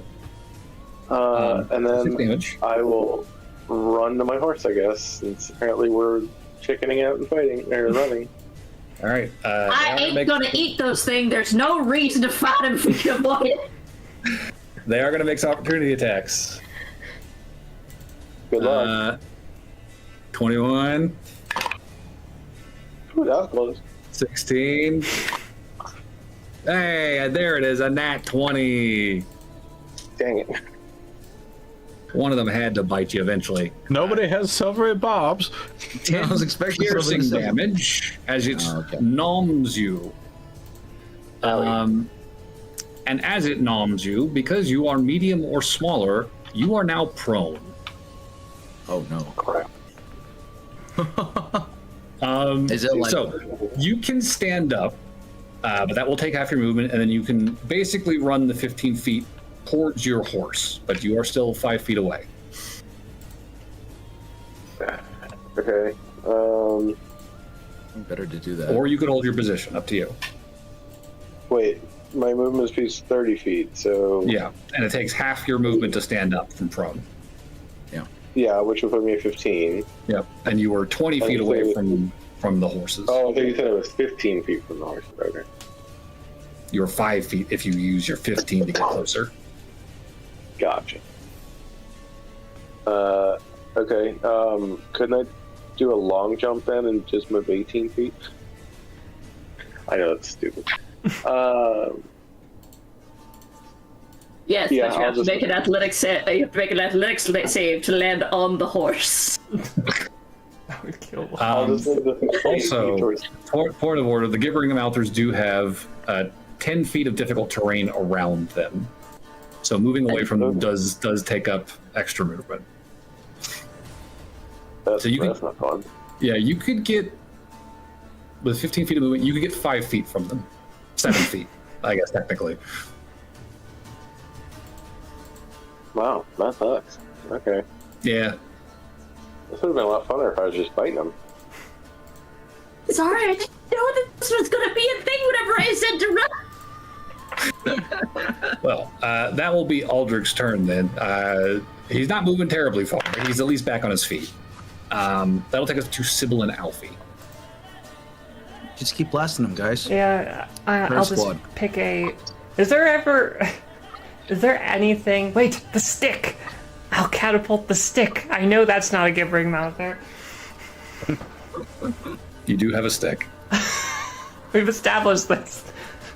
What are you? Which one are you targeting? There's one that's taken a little bit more damage than the others. The others. It doesn't really matter. Like, if I'll just try, if they're in a line, you know, I'll go for as many as I could reasonably line up. Okay. Because if the first one misses, then the second one we have to save, and so on and so forth. Gotcha. Okay, so dex saves. Yeah, Cool. 10. fail. Okay, so that's going to be 3d8 bludgeoning on whichever one you decide that is. First one in line. Ooh, okay. 20 damage. That was a sharp stick. What'd you get? 20 damage. Oh, yeah, that's good.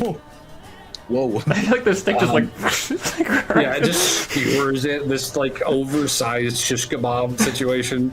Oh, Wildly undercooked. Very unappetizing. that worked. Anything else on your turn? I guess that's it. Okay. Alfie, it is your turn. I will just Starry Wisp again. Okay. Whichever one's the most damaged. Probably the one that just got shish kebab. Skewered by a stick. 16. That'll hit. 1 damage. Okay. One little wisp of starlight collides after that spear punctures it. These things are going to probably, since Aldrich is trying to get away, I think one of them is going to use its blinding spittle on Aldrich. So I need Aldrich to make a dexterity saving throw for me. No. Well then. This thing is spitting on me? Yep. It's spitting on you. A big mouth is opening up, and just a stream of goo just out from inside. I really thing. don't like the meat dimension. I'm using my inspiration because no way in hell am I getting spat on. Okay. What'd you get?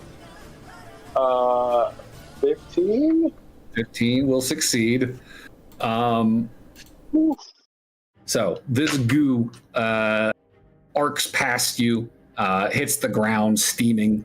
The next one will do the same. More goo. Another dex save, please. I'm thinking. 21. 21. That will succeed. And final arc of goo, final dex save as they begin advancing towards you. I don't like how they're doing this in tandem. Oh, crap. I might have failed this one. 12? 12 still succeeds. Oh, thank God. All 3 of their blinding spittles fail to make contact with Aldrich's eyes, just kind of arcing over his shoulders, kind of hitting the pauldrons, but failing to do any real damage. But they are going to close that distance, and you are back within opportunity attack range. So that'll take us to Athos. Right. Well, we need to get him out of this, I think. At this point, it might be better to just try and kill as many as we can. That's also a There's There's 3 possibility. left. There's 3 left. One's really low, it looks like. The other 2 are kind of okay, but it's the difficult terrain that they set around them, I think, is the issue. And the proning on attack. Yeah. I think I will do good old-fashioned chromatic orb. Okay, chromatic orb. Go ahead and give me I must hit. a roll to hit. Which one are you aiming for? The one that failed the exhaustion save. That one is dead. Ow.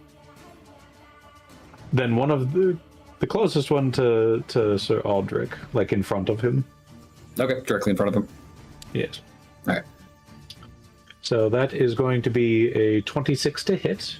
that'll hit. It is going to take 3d8 of my chosen type that doesn't matter because it becomes necrotic. Necrotic damage. 1, 2, come on, last dice, be decent. 7, so that's 10 in And total. damage. Okay. Another beam, an orb, I should say, of necrotic energy collides with this thing, hissing and writhing and withering its flesh. Anything else from you, Athos? Any movement, bonus action? I think I'm just going to keep my distance. That's That is going fair. to be it. Well, that'll take us to Reese. Reese, Aldrich has fallen back a few feet, which is fortunately close enough for the Mouthers to be within range. I need you to make some wisdom saves for me, my guy. Ah, god damn it. Okay. Come on, dice, don't fail me now. Nope, that is a 5. Okay. I hate. I can't use my psionic power for this. No, so I don't have proficiency in the skill. Yeah, it's a 5. Well, the good news He's is not getting on the horse. you get to move. No. I'm just go running ahead. away. Go ahead and roll a random number for me. Which dice? D8. D8. I need you to roll. Yeah, D8. Oh, it's a 5 again. Okay, so you run back the direction you were running. You're like, fuck this. I killed 2, but I'm scared again. I'm running away. Aaron, you watch as Reese once more flees the vicinity of the horses. Not even jumping on Brocco. I'm probably running past him.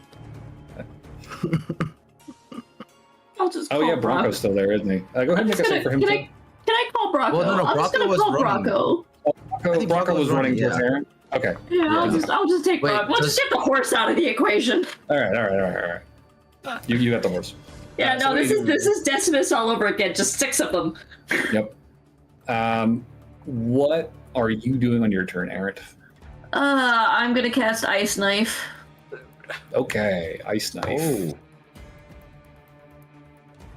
So you need to make Aaron's an attack against one of them,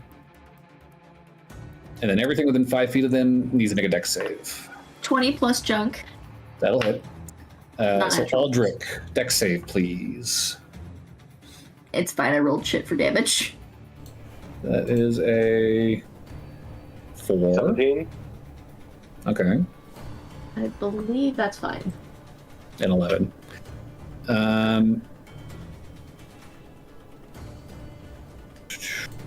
Oh, and the target. Okay. Okay, they all failed. Yay. That's spell save DC. Where is my spell save DC? Yeah, 17 meets the save. So, it is 1 damage of piercing for the actual ice knife. Okay. And then it's 7 cold damage halved with the successful save. None of them succeeded except for Aldrich. Mostly for Aldrich. So Aldrich will take the 3. Oh, wait, no, With Aldrich doesn't 7. take any. Aldrich doesn't take any. Oh, It's okay. not half on save. It's just So 7 the cold good news damage is for all 3. the shrapnel of your ice knife punctures another one of these gibbering mouthers, and it, like the others, deflates and collapses on itself in just a pile. And only 2 Aldrich left. will get 2 hit points from the healing spirit whenever it's his turn again. It is his turn. Yay! 2 hit points. 2 wisdom saves now, please.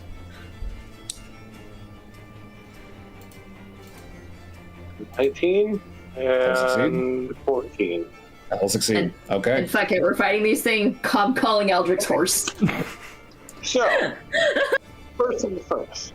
Mhm. I am going to activate my class ability, Vow of Enmity, Okay. against the one that bit me before. Yeah, that one's looking pretty rough. And then, that one's looking rough, you said? It is, yeah, it's taken some damage for sure. Okay.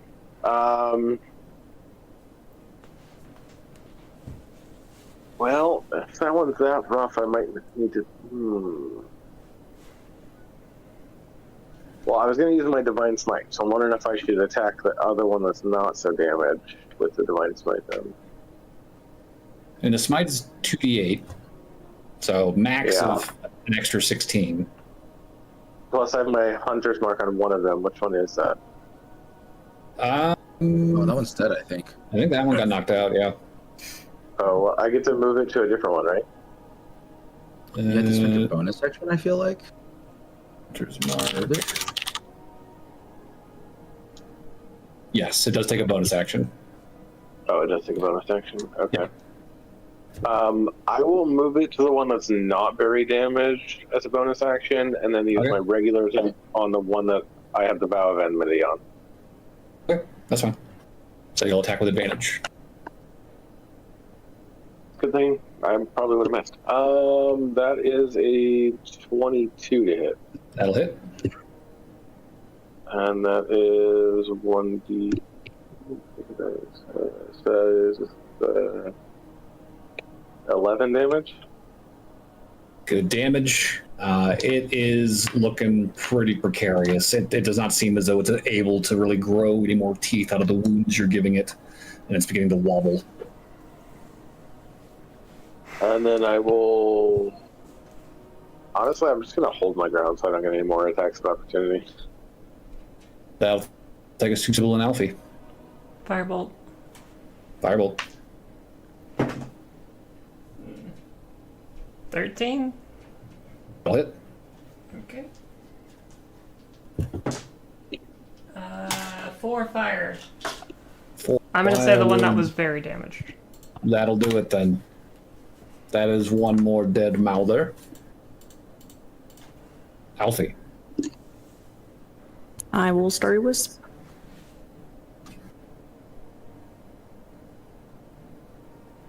$18 to hit. That'll hit. 1 damage. Plink, plink. Oh no. The Mouther. Does it get to spit? It does not. It will just bite. Is that literally what it's called? Is it Mouther? A gibbering Mouther, yes. I need to look at photos of this thing so I can be horrified. You're gonna love it. Oh, I'm not. I'm sure I'm not. I am right. I do not. This looks like oh god. Carry On. This looks like the thing from Carry On. Yeah, it's great. It misses its bite, so Aldrich, you are safe. That'll take us to Athos, who I think is away taking care of puppers. So we can come back to him when he gets back. Than the previous one somehow. Reese, you have fled the vicinity of the Mouthers. You do not have to make any more saves. What would you like to do? Okay. I'm pissed that I got forced to run away again. So I'm gonna run back as close as I can without having to make another save and start throwing knives again. Sure. I'm mad. And I already killed 2, so I'm like, I want to kill a third There's one. only one left. Yeah, first attack. That's gonna be a 24 to hit. Oh, actually, I have advantage. I might as well try and see if I can hit. Yeah, okay, 24 to hit. Aldrich is on this one too, so sneak attack will trigger. So 3d6. Crap damage. 4, 7, 8 damage total. 8 damage. Mm-hmm. All right. Second hit. And then one more. Second psychic blade. That's I technically have Vex on this, so I will roll again just in case. 24 to hit again. That'll hit. And this one's the D4. 7 damage total. Good shit. Mm-hmm. You're whittling it down. Yeah, just Errant. I snipe again. Okay. there's Aldrich, only one left. make another dex save. Oh, I thought there were 2 left. It's just the one There's now. one left. Ah, it's fine. I'm also gonna do Healy things at him. 12? Yep, you're fine. No, wait, no, you're not. Well, you won't take. You get 5 hit points of this back. The spirit. And luckily, it only did 4 points of cold damage. And then it did 8 points of piercing damage. 8 piercing. Oh. It does 8 piercing to the thing. It does 4 points of cold damage to you, and then the healing spirit gives you 5 hit points. So you got 1 hit point back for this. Wait. I remember you said I healed from the last one, but I didn't remember how much you said I healed. 2. I haven't been really rolling very well on that dice, unfortunately. So 2 and a 1. Well, it's looking bad. Aldrich, can you close it out? You can do it, Welcome Aldrich. back. Thank you. Yep. Can you give me a wisdom save first? Okay. Fuck. Athos is back, I believe. Yeah. 9. Oh, buddy, no. He says, You make a melee attack against a randomly Yay! determined creature within reach. The only one is the Mouther, Well, so go ahead that's and make your beautiful. attack. That does work out. 12 to hit. That'll hit. Okay. Should I activate my Divine Smite just to be safe? It's not worth it. Promise. 7 damage. Yeah, it's dead. That's a dead mouthy boy. And with that, the last of your assailants is cut down on the hillside. And for the moment, the gibbering subsides, and you are left with the distant, countless moaning voices emanating from the earth all around you. Once more. Aaron. Wait, there's still. Aaron, as you are sort of surveying this scene with your keen eyes, you do see further up the slopes, there are more of these things slowly slurping their way down the Get on hill. the fucking horse, get on the fucking horse. They're a ways away. But give them a minute, they'll catch up. I'm gonna get the 2 horses that don't have people on them and get them back to the people to get the people on them. Okay. Aaron just rides up to Reese and Aldrich, like, get on the fucking horses. We're going. That's Pointing just out, some of them. There's more coming. Let's go. Yep. I hear you jumping up on, just getting ready. Just go. That was horrible. And with that, you guys kick the horses into gear. You take off at a gallop down the valley, cutting through the mist, it wafting in ribbons around your bodies as you rush past, stone after stone after stone after stone, each one of them potentially another one of these wretched things just waiting for its prey. And you ride. That's fun. And you look behind you and you see no pursuers. These things do at least seem to be very, very slow. So, with the horses, petrified. you are very handily outpacing them. Sorry about that. It wasn't the worst thing. We didn't die.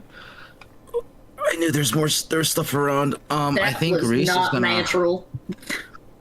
No, it was not. I think Reese is gonna grab his necklace, and this time he's not gonna cast Detect Thoughts. He's gonna use 2 points to open his awareness to detect aberrations as a bonus action.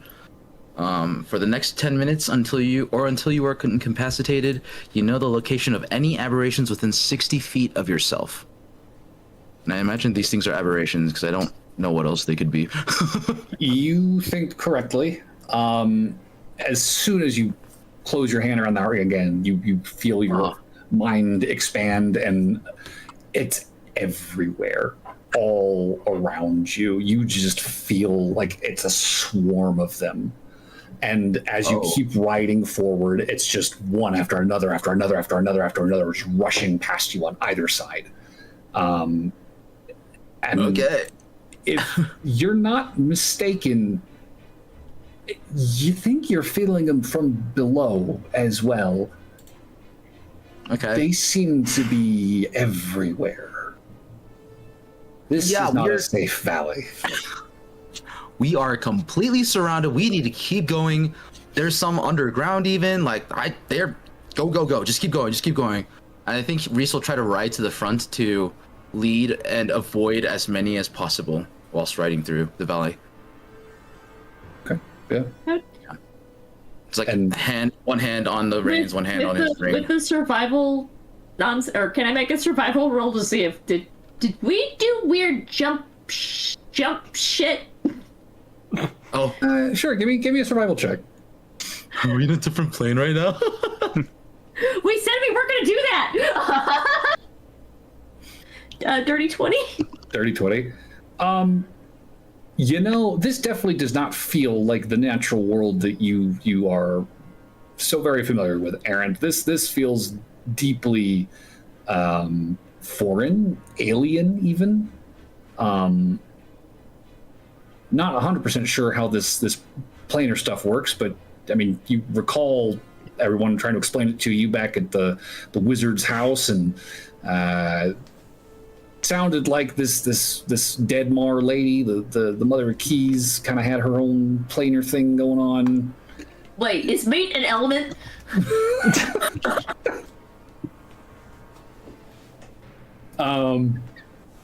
And as the thought occurs to you, following Reese's lead, weaving kind of around the valley floor as you move forward, trying to keep clear of these rocks. You are successful in avoiding further entanglement with these things. And as you ride, you watch as an hour and a half passes by, and the land around you begins to shift once more. You see these glistening red rocks begin to grow sparse in number, grow small, infrequent. You see the grasses around you beginning to grow shorter, tougher, thicker. And the landscape begins to shift, growing craggy and dark. And eventually you find yourselves riding up to a sort of a sheer rocky protrusion, this massive butte kind of rising up out of the mists in the distance. Off to the right, it looks as though the land begins to sort of slope downward, descending. And to the left of this butte, you see the hills kind of gathering and rising, kind of up to a plateau. The sky overhead, still covered by the haze of mists, has taken on a vivid, sickly orange color. And you'd swear you can count at least 4 or 5 red suns slowly orbiting overhead. Cool. DM, does Reese recognize this as like a different plane? I was gonna Because ask I that maybe question too. Lynn's. I'd say give me an Arcana check. Oh my goodness, bro. Why are you rolling so horribly? 5. I got Yeah. you, bro. That's... I think you get distracted safe by bet. saying, yeah, I think meat Safe is an bet. element. This feels kind of extra planar funky shit. Yeah. So even with that bad of a roll, it's pretty obvious. It's pretty obvious, yeah. got- You can't say any more than that. You don't know where the fuck you are. But If it helps, I got a 25. 25. Arcana. Okay, that's more. Way more. Yeah, I would say, Sybil, you would recall from years in the past your time with Alfie, her small forays with you into the Feywilds near Haydenvale. Mm-hmm. You're getting a very similar sort of feeling to those moments, and from what you've read, you do recall that crossing the plains requires either a gate or a sort of meeting of the plains in places. And you're very confident you did not pass through a portal of any kind on the way here. Your best guess, based off of your reading and your past experiences, that you guys are in the process of passing through the Veil. Why this place looks the way it does, though, that remains unclear to you. Okay. This does not look like the Feywild, for sure. Does not look like any plane that you've ever read about, ever heard about. Okay. Well, I know where we aren't. We're definitely not home. This ain't Kansas anymore, Dorothy. Where the fuck's Kansas? Yeah, who? Sorry, it's some line I read in a book a while back. Anyways. DM, can I use my spyglass to try and seek Oof. out anything in the distance. This is exactly the kind of thing I bought it for. Even though it's useless. 1,000 gold well spent. I would say give me a perception check with, I guess, with advantage because you are in possession of the spyglass. Well, good thing advantage. You know what? I will also add a psi bolster, a psychic dice to that just to make sure it goes. So I rolled a 10. I have +3 from perception, and then I'm gonna add 6 to it, or a d6 to that as well. So let me roll that. 16 total. 16 total. Okay. Yeah. I would say, Reese, kind of looking in either direction here, since you kind of are sort of at a crossroads. Off to the left where the land seems to be rising, you're fairly confident that you can make out what looks to be these kind of tall, narrow, jagged silhouettes through the mist. Not sure what exactly you're looking at through the haze, but there's something out that direction.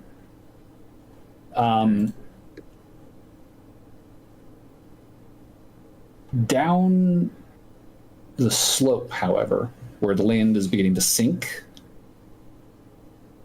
you can make out very distant lights. Sort of deep, fiery red that kind of flares up and then dies down. And then another, up and then down. And then a couple more. Does that make me think of anything? Like, can I infer that that's like man-made, or does that seem natural, quote unquote? Like, does it seem like? Because I know you said to the left, up the butte, like up the slope, there's like a something. There's there, like these tall, jagged spires kind of rising up out of the ground. Okay, Just and then silhouettes to the right. in the mist. You see these distant red, fiery lights that kind of like pulse in and out, in and out. Okay, so, well, Reese will explain that's what he saw to the party, and just kind of shrug, because he does not know which way to go at this point. He's like, that's just what I saw. I don't know which one sounds better. Maybe the side that doesn't have, like, spurts of light, you know? Something tells me that jagged spires is an ominous portent. That seems pretty bad too, so I don't know. Kind of at a loss here. Oh, you're muted, Cat. Sorry, less bad one then, I guess? My vote would be for the lights. The lights. At least we could see what we're gonna see there. I would agree. We don't have any hard direction, right? We're kind of just looking around. Yeah. I mean, these are both in what you would assume to be still a fairly northerly direction. I mean, you've been heading north for the past, couple of hours. I assume my compass doesn't work anymore. Yeah, I mean, pull that out. I'll look at it. I still would have probably keep an eye on it. Wildly spinning. Okay. Oh, that's great. Wonderful. Then it changes direction. Down the slope, I guess. I don't know. Yeah, we'll go towards the light probably. Okay. With that having been, this sounds like a good spot to take a break. It's been 2.5 hours, so I guess be back in 20 minutes and we'll pick up there. All right, switch to break.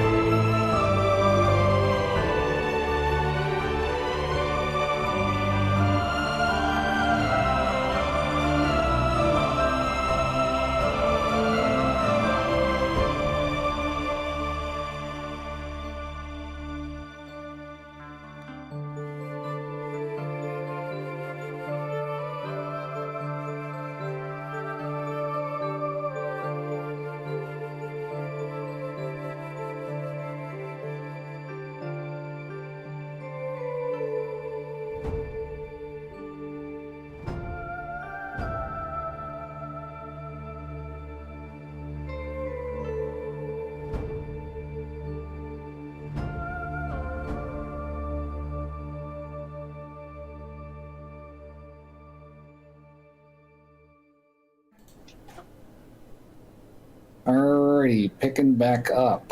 So it sounds like the party wishes to descend past the butte off to the right.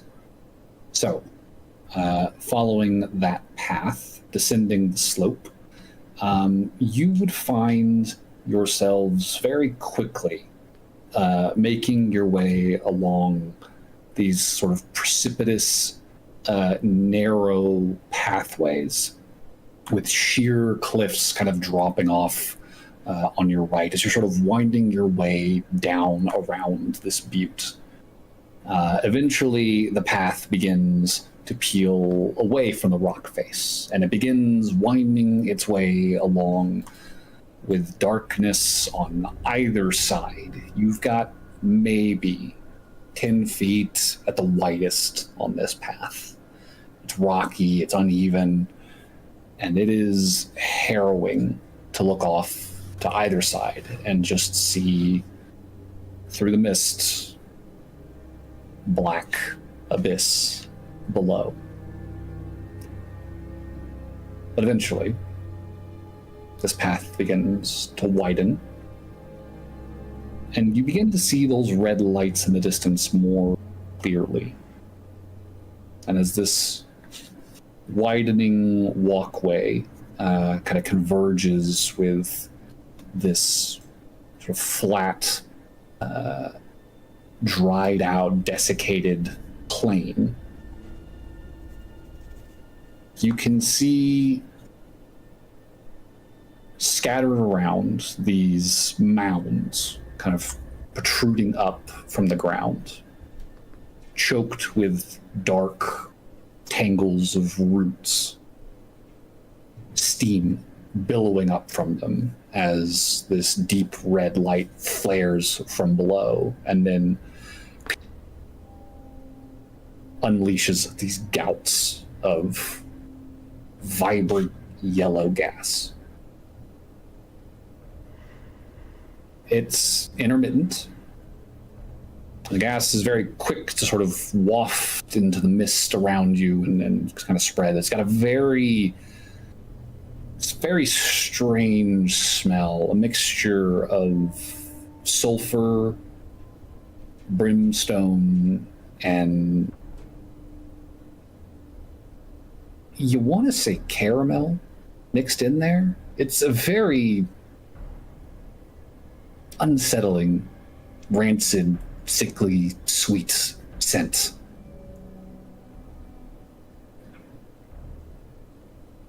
But looking around, no sign of the flesh rocks, the mouthers. No real movement out here outside of the gas billowing up from below the earth every so often. And the sky overhead has now shifted once more from that vivid, sickly orange to a hazy, diluted, kind of golden, mossy color.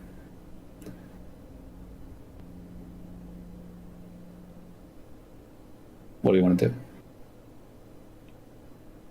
We can still see the lights in the distance, or? You can tell what they are now.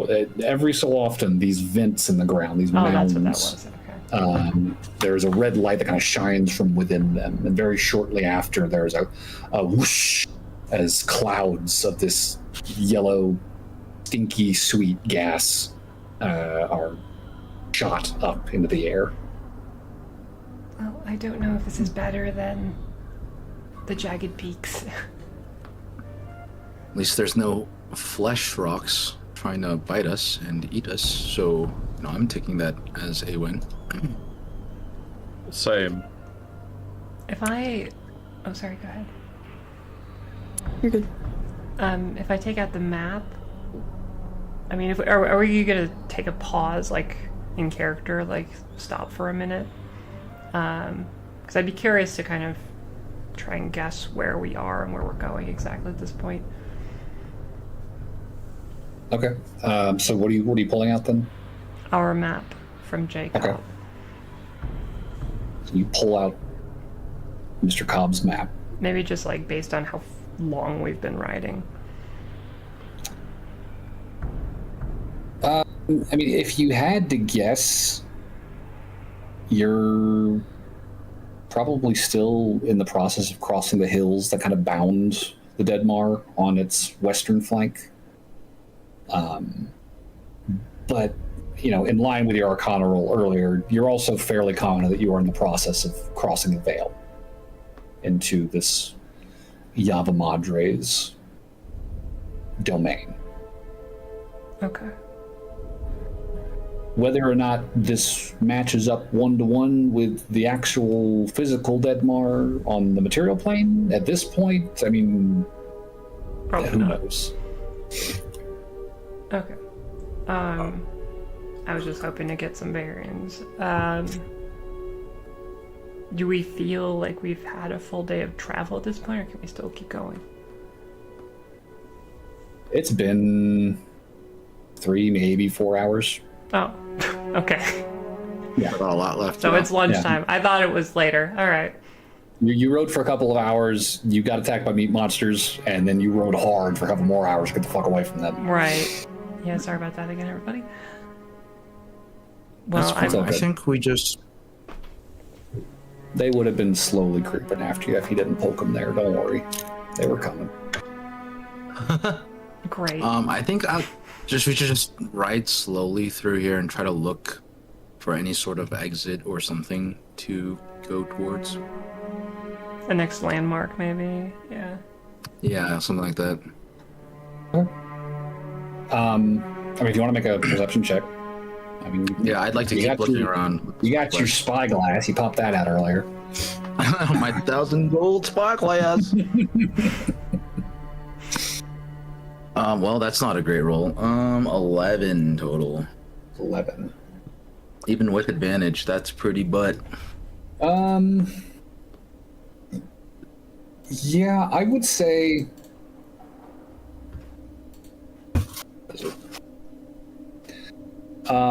You are looking out into the distance. It's kind of hard to make out much of any detail, really, through all of this geothermal activity. These fumes that are being kind of shot into the air, spreading out and kind of joining the mist.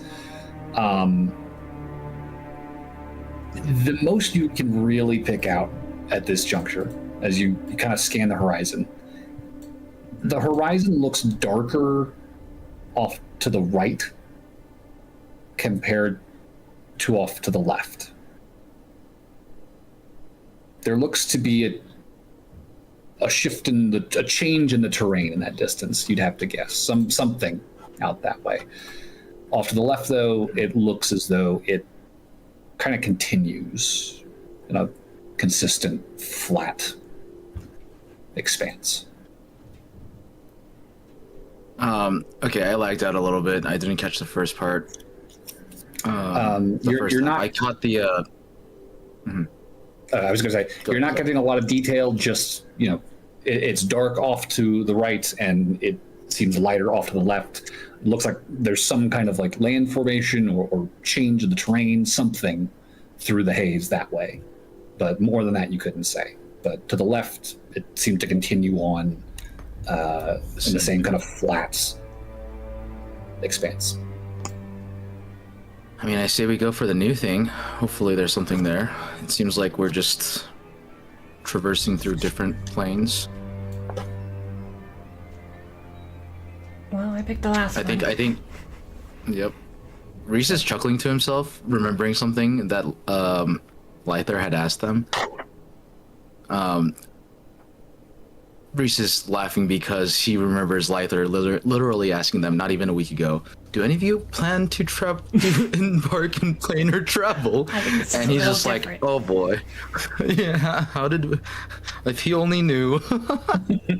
I mean, that was like the first thing that I said was, man, we're gonna do that. To be fair, Yeah, he did recommend to you guys, like at least to a couple of you, like if you wanted information, this was a place to go. Yeah, that's true. I mean, This is what we're after. the thing is, I could go around blowing into my signal whistle, trying to see if somebody responds. What does that do? Issue with that being, it's literally just a whistle that releases a very sharp, loud sound that can be heard up to 600 feet away. And why would we do that? It sounds like we're gonna get monsters to come and attack us. Yeah, I mean that's why I'm saying like I could do that, but that's also Please the risk don't. of doing that. How many Don't. gibbering mouthers can we fight in one session? All right. Not doing it. He's putting it away. I'm happy to see the decision of which way to go to Reese you, is like Reese. pulling it out for a second, gets a look for the rest of the party. They're all shaking their head, just quietly. Puts it like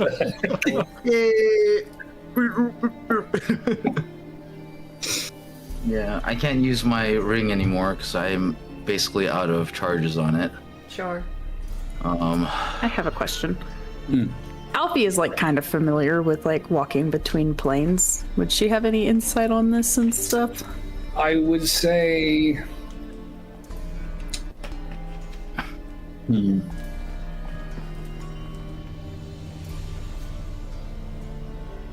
Either Arcana or I guess history would make sense because it's pretty in your backstory. I'll say with advantage because it is a pretty close to Alfie thing.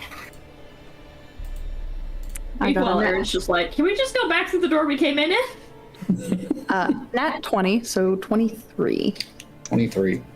Okay. And what is she trying to recall exactly here? I think she's just trying to find pathways that lead to other areas, I guess. I don't know. Okay. We're just trying to find Yavi Madre, and currently we're just like lost in the abyss. So just trying to find an easy way to get there. Okay. I would say based off of your memory there with a 23, right? You know when it came to entering the Feywild at the very least. There were parts of the forests that very quickly transitioned into that sort of border realm more quickly than other parts of the woods. Like you kind of had a sense around your home where that boundary was, and it could fluctuate, you recalled, but generally speaking, you do remember it being a pretty consistent, relatively speaking, pretty consistent thing. Generally, once in that boundary zone, your options were pretty much either to keep going or to go back. Your experience and your exploration would have kind of yielded, whatever direction you're heading in could potentially spit you out somewhere new, and you experimented with it. But by and large, as long as you kept moving forward, you were eventually going to complete the crossing. It was just a matter of time. The question was really what paths seemed the most hospitable. Would she be able to kind of determine that?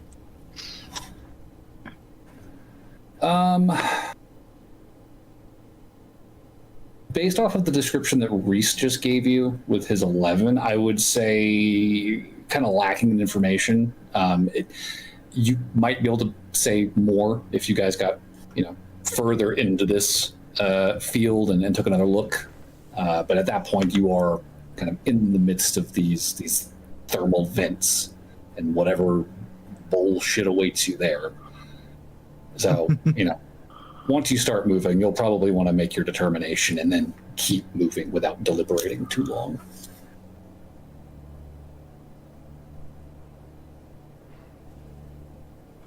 So we keep going forward. Got it. Mm-hmm. Yeah, I don't think we want to turn back. Yeah. Unless we want to like I'm farm fine those to meat keep- monsters. Thing. Yeah, I'm fine to Let's keep do moving it. forward. Yeah. I trust you. You know more about this just than any of us. Yeah. I think Reese will also start to defer to Alfie's judgment, knowing he's followed her into the Fae as well a few times.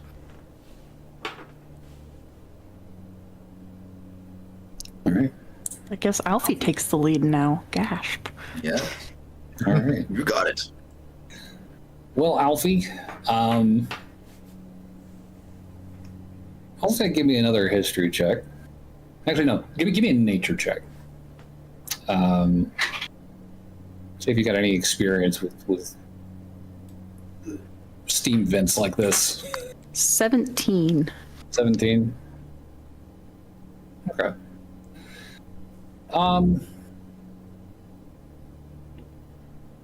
I feel like you've come across something like this maybe once, and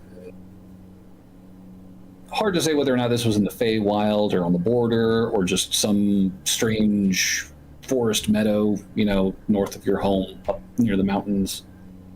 But past experience tells you these sorts of formations,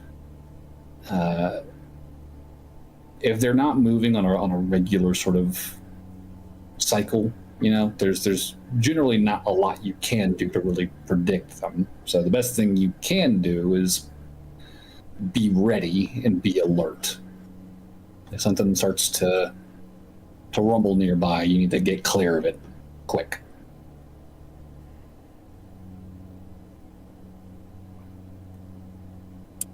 Right? So keep moving and avoid rumbles. Easy enough. All right. Doesn't sound that hard. So Well, all right then. Alfie taking the lead then, party following. Question, are you on foot or are you on horseback for this? Think horseback? I assume we're Okay. just staying on the horses. All right. Then I'll say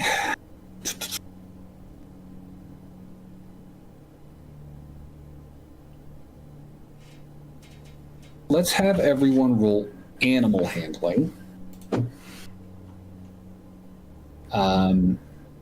To deftly maneuver your horses around any hazards that might arise. 21. Okay. Definitely not a 21. 10 total. 10. Okay. Nat 20 plus 0. Good shit, Athos. Thank you. 9. 9 from Errant. Okay. The 5 from Reese. Oh, Reese. You're not going to 9. believe this. What'd you get? 5. -2. Oh no. So 4 of our That's kind of horses amazing in died. its own right. Not quite. So, Alfie and Athos, the two of you are making good progress, moving carefully, reacting quickly. Anytime you sense a rumble nearby, you guys very quickly kind of like pull your horses away and let this gas run its course, kind of covering your faces and you know, steering wide as it begins to sort of disperse in the air overhead. The rest of you are struggling a little bit more to varying degrees. And at one point, as you guys are attempting to all sort of avoid various rumblings and eruptions around you, you find yourselves suddenly converging. And as you do, you all kind of realize that there is a steam vent just up ahead. And as you're all riding, you feel the rumbling that you were leaving is continuing underfoot. You can feel the tremors through the horse's legs kind of running up into its body, into your own boots and knees. And you all watch as the vent before you erupts in a plume of this thick, noxious yellow gas, blasting the four of you and your beasts in the face.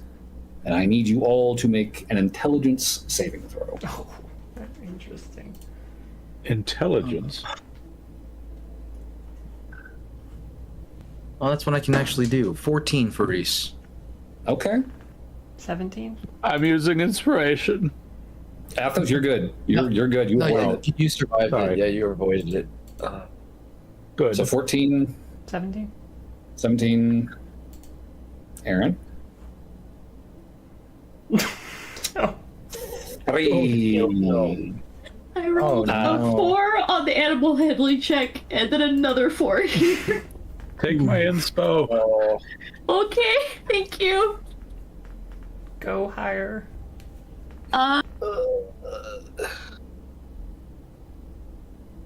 9. Woo, to go higher. Ollie, go you higher. did listen. You did. Aldrich, what did you get? 11. Oof. Okay. So 2 successes, 2 failures. So, the two of you are going to take a little bit of damage. And at the same time, your vision is going to begin swimming. And the two of you are charmed. And as you look around at the various vents protruding up out of the ground, don't they look just ever so warm and inviting? No. Oh, Maybe no. just a dip. No. Can we try to stop them? Oh no. Wait, who all is Can I trying attempt? to Aldrich and Aaron. I am not strong. Aldrich. It's only going to be three points of damage. But yeah, the two of you now both feel this sudden compulsion, this urge to lower yourself into the vents. Like a hot tub. Yeah. Aaron? It kind of smells good, honestly. Once you get past the sulfur, there's like a nice kind of like woodsy, kind of chocolatey undertone to it. It's kind of nice. Aaron. I back on can your- get down with Aaron? this. Mr. No, Olson. no, Aaron, no. No, Hey, it'll what are be you doing? fine. Look, I've been in so many. Well, I've been in 2 hot tubs before. I think. That's not a. Oh, go ahead. No, you're good. That's not a hot tub, Aaron. Is there Well- dirt nearby? The earth is pretty packed. Oh yeah. No, it's totally earth. You know that mud's supposed to be cleansing and like great for your pores or some shit. Aaron, if you go in that vent, I'm not going to eat for a week. Oh, That is a. It's a good strategy. I'll give you another intelligence save then. I was going to say, is it a possibility words. that A 14. 14. Okay. That is enough, Aaron, that you kind of like come to like, oh, that's bad. I can't do that. When you look back at the vent on the ground too, that just a moment ago seemed so inviting, it suddenly takes on a very ominous pallor, and you could swear you could see the roots that are sort of like growing out of it, kind of choking the mouth of it, kind of twitch. Like fingers. Everyone, get on your horses and let's go, please. Aldrich is climbing down. Aldrich? Mr. Aldrich! How wide is this vent? Like, how big is this vent? 5 feet wide. Could I theoretically try and plug it with mold earth dirt? Wait, I have a question. Aaron will put forth and say, Hey, Aldrich, if you climb down there, it's going to be so comfortable that you're never going to want to find out whatever happened to your family. All right, Aldrich, give me an intelligence save. That sounds really comfy. Athos? We're losing another one. I didn't even have to make the save. I was just like, man, that sounds good. Oh no. All right, sorry, Aldrich. Alfie's gonna cast Tasha's Hideous Laughter on you. Oh. I'm gonna incapacitate you. We're gonna drag you out of this motherfucker. Because if you decide to use your gauntlet, we're fucked. So. Yeah. Reese is gonna pull out the mithril rope as well. That's less on myself, But you really want to get in these vents, Aldrich. I don't know if you really want to do it. You're not going to try to stop yourself from doing it. Yeah, give me a wisdom save. Let's see, what is my wisdom save right here? Only a -2 instead of a -4. Well, you just think this is hilarious. In enhanceability, I'd like to enhanceability Wait, why? On who? on Aldrich for the save. It doesn't affect saves. That's just a. We check. want him to fail. We're trying to get him to fail right now. That's why I'm like, wait, Yeah, we why want are him you to stop trying going to into help there. him? Oh no, for the save against the thing, but it does not. Gotcha. Oh, He is incapacitated and laughing on the ground from Tasha's, so he's not moving now. Okay, There's that. I'll help pick Reese him is up jumping and down move with the him. mithril rope. Yeah, I think Reese is just gonna tie him with the rope, and then tie the rope onto his horse. No, we're not doing a cowboy. Aaron, you're taking his horse. You're taking his horse. He looks Aaron, like I'm you're on the going- horse. Don't drag him behind the horse. He's so I'm old. tying him on the horse. I'm tying him onto the horse. Yeah. So he's like Where's my everyone? securely fastened in place, laughing his butt off, and then you're leading his horse by the reins, and we're following. I like how we fully said, or I fully said fuck several times, and you're changing it to butt. My apologies, I Aldrich. feel like I don't want to deal with whatever bullshit's in that hole. I agree. Aldrich, you look back over your shoulder longingly at the vent, and you can see the roots kind of like turning up, gesturing, waving for you. Mr. Aldrich, please stop looking come at in, it. Aldrich. This is getting sexy and I don't like it. Pluck I the feel uncomfortable. hole, Aldrich. Alfie's going to usher everyone forward away from these vents. Yep. Keep moving forward. Yeah, Mr. Aldrich keep tied moving. down to his horse. Could I get another animal handling check from the three of you who still have your wits about you? Aldrich, I think, is exempt for the moment. A what check? Wait, the three of us? The three of you who failed Oh, that still have your wits about okay. you. so Okay. me and Athos don't need to? Yeah. Okay. Nat 20, thank you. I rolled- Noise. I rolled another 4. Can I bardic inspiration that? I don't- so. I don't think that'll help though. I don't know what the DC is. No, it's a roll. I feel like you should. It's a D8. As a right? bonus action, you can inspire another creature. And you can give bardic inspiration dice to whatever. What's Whenever you choose. your dice? I think it's still a D6, so I don't think it's gonna do anything. I rolled a 1. I got a 20 total, if that helps. So Okay. 10. Yeah, Reese got a 19 total. I got a 10. Okay, so Reese, Sybil, definitely more on edge, more reactive now, having gotten a face full of this stuff. You are now following, kind of Athos and Alfie's method here, darting away at the minute you feel anything through your horse. Unfortunately, Errant, now having to sort of guide both his own horse and Aldrich's behind him, a little slower to react, and you are going to get another faceful of this fume. I need you to make another intelligence save for me. I swear to God, Aaron. A month. A fucking month. I'll give you advantage because Alfie's like screaming at you the minute you get hit. Okay, so I rolled an 11 with advantage. It's a 15. Oh, thank God. Okay, you can see as the fume is like passing, you see this like dilated, like glazed look in his eyes, and he's immediately looking down at the hole like, ooh. But Alfie just like lays into him, and again, Aaron shakes himself out of it very quickly, just like this. Okay, fuck this field, we gotta go. Aaron, can you pass? You'll die. Can you pass an animal handling check? Take my bardic inspiration again, please. I don't need it. You don't need it? Okay. I don't, because okay, so this is the sad thing. I have a +5 to animal I was gonna handling. say. I've just been rolling so crap. So that's a 21. Okay.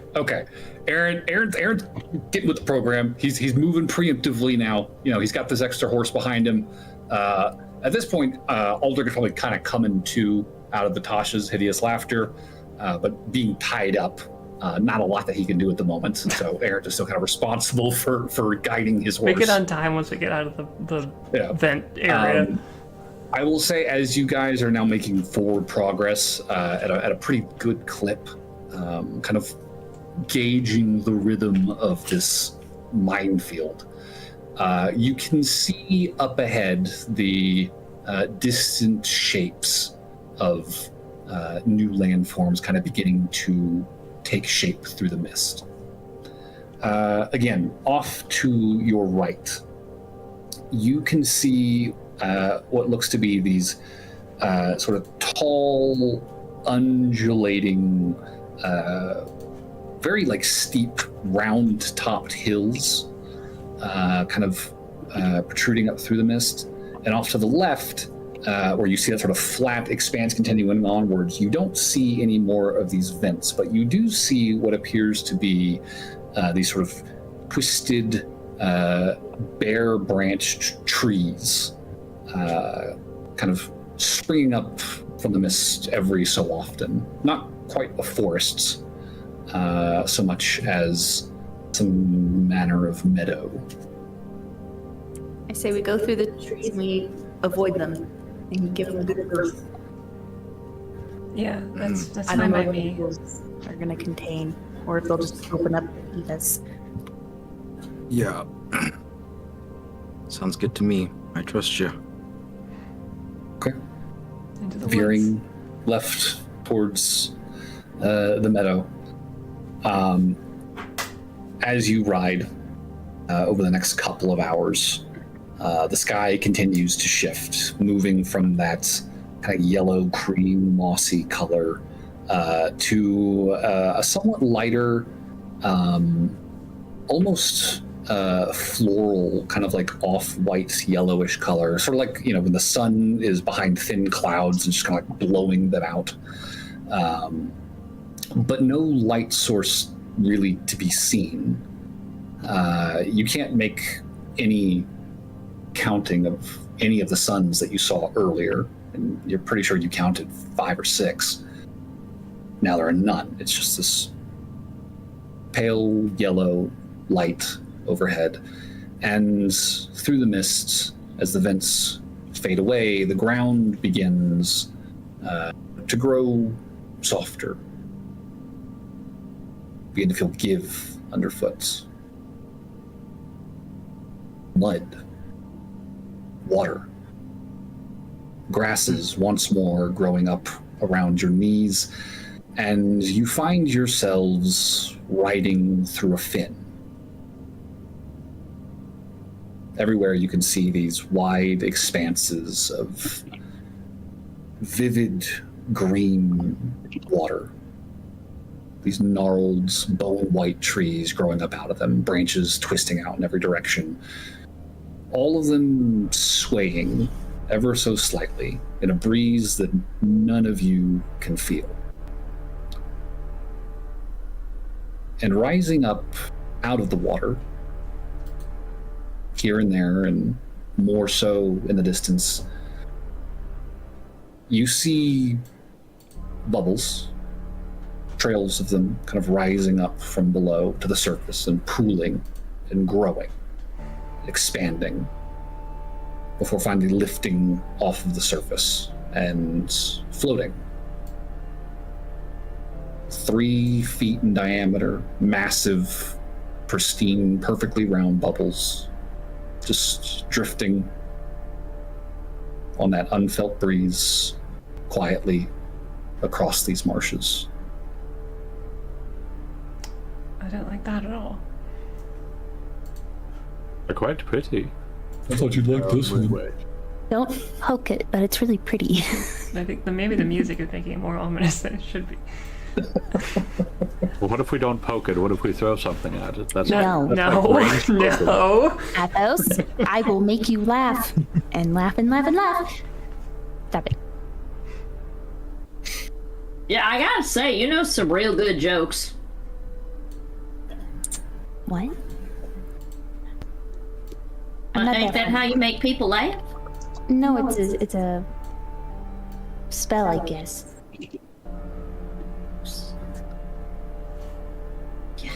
I'll tell you what, magic is weird shit. Correct. Oh, definitely. You also use magic. Well, yeah, but it makes sense. Anyways. I think we were trying to get to a marshland, and we are, so I think we're in the right place. My question is, are we... So we're going through this, like, barrier, right, to my understanding. Mm-hmm. Are we presumably going to come out the other side of the barrier back into the material plane as we know it? Or is this whole Deadmar area just all weird, random, wacky-ass planar stuff? Because we're not... This doesn't look like the material plane, presumably. No. Okay. No, it's not.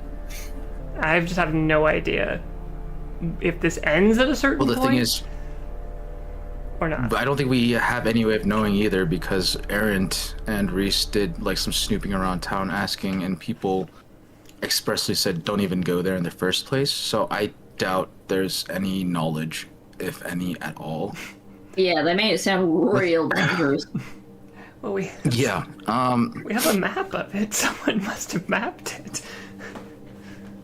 I think the Mapping a different plan. Sorry, go ahead, Alfie. No, you're good.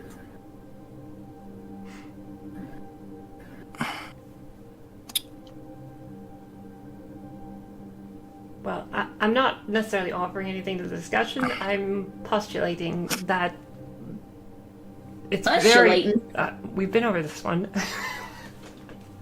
Have we? I think we have. I remember you saying postulating once before. Like, you don't wash your face? I'm just speculating on I do remember that what one. this is going to look like as we proceed. Presumably, we want to find a spot to stop Sin.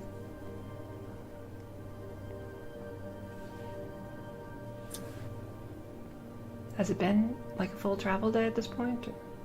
It's been about 6 hours. Okay, I keep jumping the gun.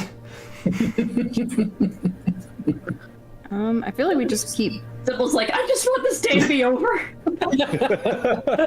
Has it been 8 hours yet? All right. I'm tired. I'm miscalculating. All right. Yeah, we just keep going. Alfie's right. Yeah, can we keep like a lookout for any sort of civilization? Yeah, sure. Yeah, I think Reese will just constantly have his spyglass out. Spyglass McGee.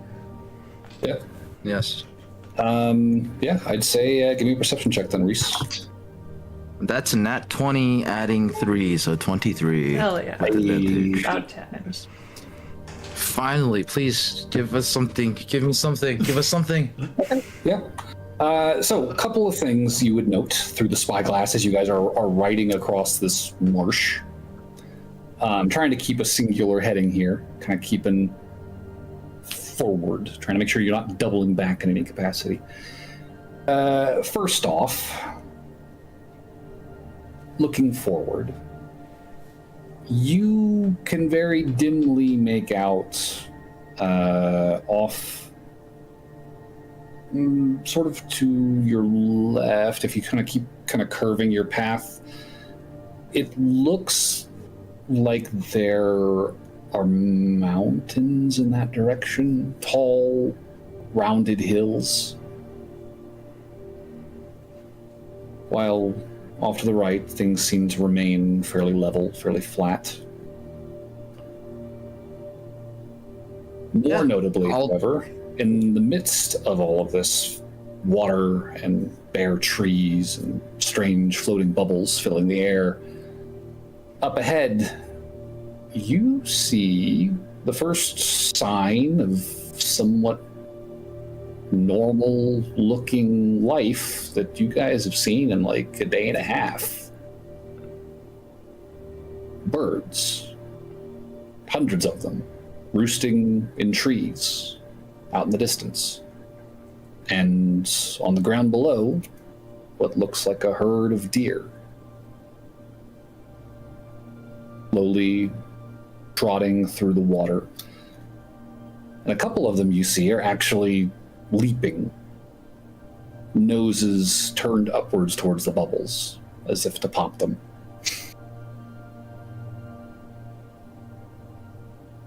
I think... Here, Alfie, take a look at this. I think those are birds and deers over there, and the deers look like they're trying to jump into bubbles here. Pass over the spyglass. All right, she'll look at it, and her first comment will be like, "Aw, they're so cute." I mean, from the sound of it, those Yeah, sound that's what you were gonna say. I mean, I feel like that we head towards animal life since we haven't seen animal life in days. Yeah. In like a day and a half. Also, animal life is normal to our plane and not other planes, I feel like. Yeah. Yeah, so I don't know. There might be some sort of weird animal plane. Fucking. it Aaron, I could think you're be. just being overly paranoid. But if I Listen, we just went up against things made of meat that had several eyes, and the biggest. There ain't nothing that I would be like, that's crazy, y'all. Well, I trust Alfie. Well, I'm just saying, we're in the marshlands. We're seeing signs of life again, which if there are animals around, that probably means if there's like fey, human adjacent beings, they're probably over in that direction. Yeah, I say we go towards life. Also, go see why they're trying to pop these bubbles. if there's a bubble that gets close to Alfie, she's gonna try to pop it. Oh yeah, no, they're everywhere. Nothing. Okay, she's gonna poke one. You reach out a finger to pop the bubble, and as you touch it, you watch as the surface kind of ripples, and almost eye-like shape kind of circles your finger before the whole thing just... And there is a shower of scintillating colors that just kind of sprays across you. And I need you to make an intelligence saving throw for me. God damn it. Or nothing about touching nothing. God damn it. Yay! DM, You got DM got. tricked us. I told myself I wasn't gonna touch anything else after the meat rock. Tricked us. Tricked us. He tricked us. 15. 15. I totally called it. That was fun. That's Oh, all. That was fun. Nothing happens. I feel like something bad was going to happen, but it was really cool, and I'm going to enjoy that, and we're going to keep moving forward and don't touch the bubbles. way ahead of you. I think Reese would also, any that are in the way of where they're going, he'll preemptively just throw daggers, psychic daggers to pop them. Just preemptively. It's like, No, we're like, testing this. Aaron just puts like the hand on top of your hand as you start to throw and just like pushes it down. Goes, just let's not. But Let's just leave the shiny gonna rush bubbles through alone. If they ain't gonna do nothing, if we don't interact with them, we don't interact with them and make them might do nothing. Wait, no, might do something. right. All right, we now avoid the bubbles and head towards the animals. And, like a safe distance from the animals, but heading towards them. Honestly, the thing I fell into might have seemed like a hot tub. What would a bubble do? Yeah, you continue riding towards the deer and the birds out in the distance, and as you draw closer to them, you get to start making out a little more detail. Definitely not your usual creatures. The deer and birds that you're used to on the material plane. These things have, this kind of shaggy gray fur with sort of dark spots that kind of run down the back, and kind of dark tufts growing out of the ears and the base of the tail. Although they do seem to move like deer, as best as you can tell. The birds, meanwhile, look like some kind of a giant black parrot. Their feathers have this kind of dark, iridescent sheen to them, and they're all sort of huddled, shoulder to shoulder on these tree branches, looking like these, big, long caterpillars of feathers, just kind of sprawled out across the treetops.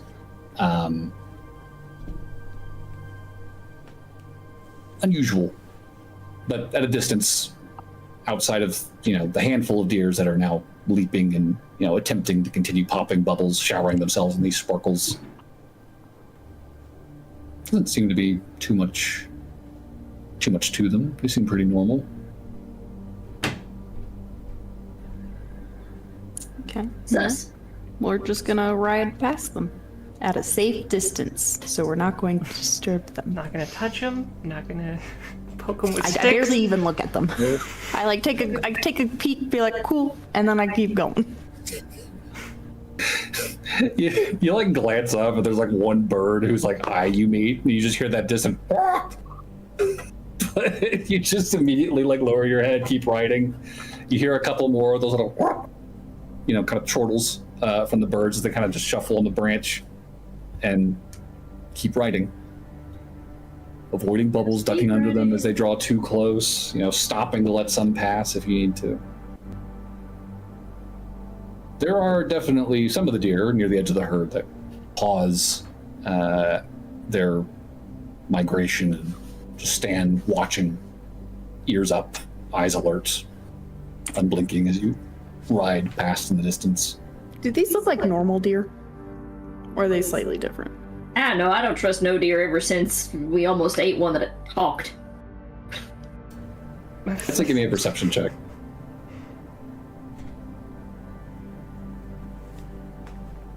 13. 13.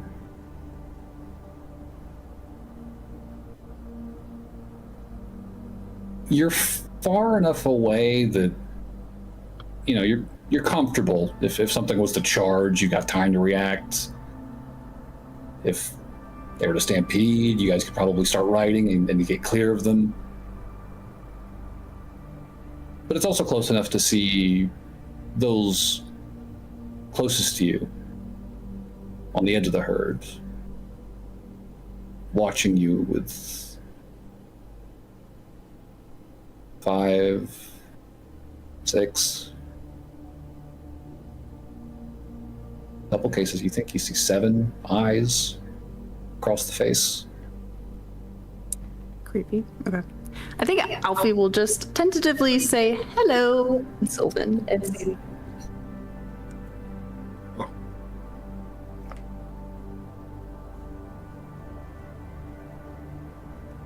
You see one of their ears twitch.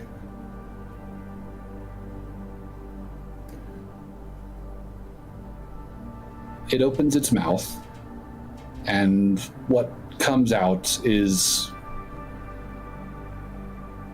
neither deer call, nor elk, nor moose or carrot. It doesn't sound like any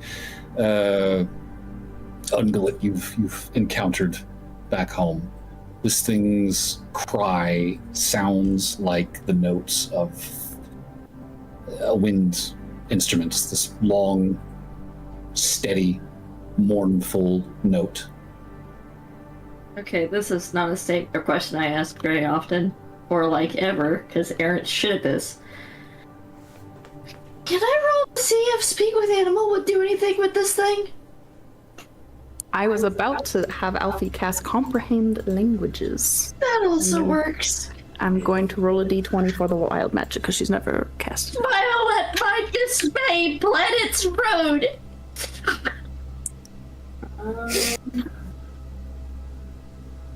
Okay. I got my thing. So, comprehend language is up. yep. I think she'll say in Sylvan, what was that? And once more, you are answered with the same long note that just kind of cuts through the air. It does not seem to be any more intelligent than your average deer, even if it is responding when you speak. Doesn't look and doesn't sound normal, but it's not behaving with any hostility, as far as you can tell. Okay. One last thing. She'll just say, Yavi.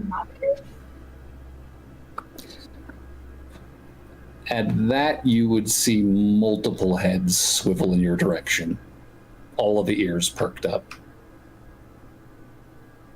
And in a chorus, all at once, a multitude of cries. Echoes like a whale's song across the marsh. That's not creepy at You all. would see the birds immediately. This huge flock take off and begin flying towards those hills in the distance. Well, I got a reaction. We should go. I don't like know this. I guess we're on the right I feel like track. she'll just be like, Yave Madra, and she'll like wave around her arm to see if. You would see the deer would start to move. And at this point, the herd begins to follow those in the lead, and they begin bounding across the marsh once more. They seem to be making for the flats in the distance. Please tell me we ain't following deer. Aren't you supposed to be like a druid or something? Yeah, for animals that are normal. Okay, well, I have comments about that, but anyways, we're gonna follow you.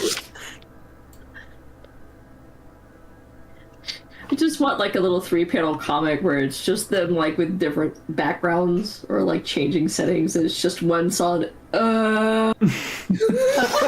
Just Aaron just dragging his feet. This place is weird and I hate it. Ever since the meat monsters, he's been very upset. God, it's almost like something's weird as hell. Meat monsters and music deer. I mean, And we'll- bubbles that make you see.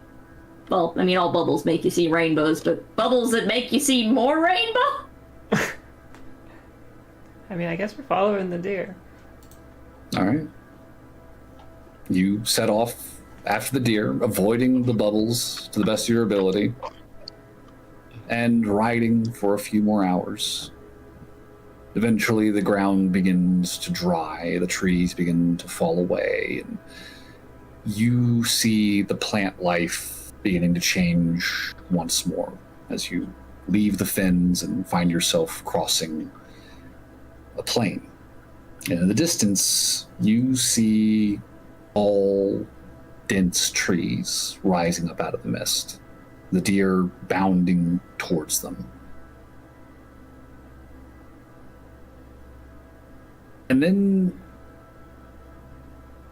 you have to pause and look again, because it looks like the deer just blinked like another half mile forward.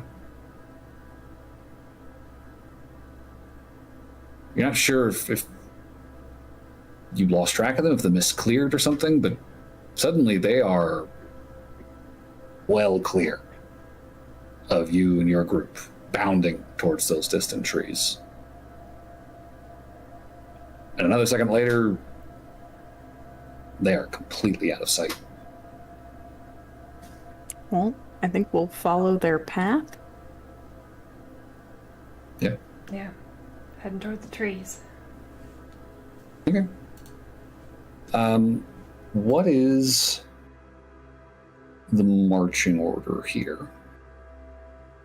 Well, I think Alfie's in the lead. Aaron Okay. would be second. I'll be in the mid back. I'll be middle. I feel like Reese would have been up there next to Alfie and Errant with the spyglass as well. Okay. I'll be next to Aldrich So- in the middle. So then,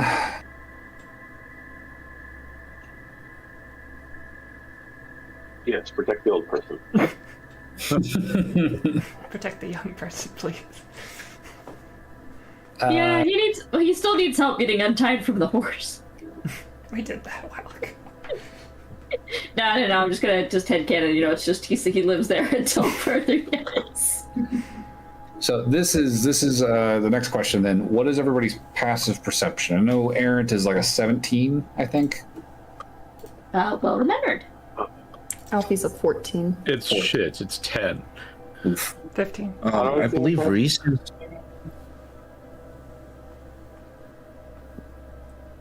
is a 13 for passive perception. 8. Oof. Okay. So, half the party would probably realize this is happening fairly quickly. The other half a little slower on the uptake. But Alfie, there is a moment, a step your horse takes when you suddenly find yourself traveling in silence. And Errant, in that same moment, you watch as Alfie's horse takes one step, sets its foot down, picks up its back foot, and is suddenly 60 feet ahead of you guys. It's like a rubber band, like snapped forward in an instant. Huh?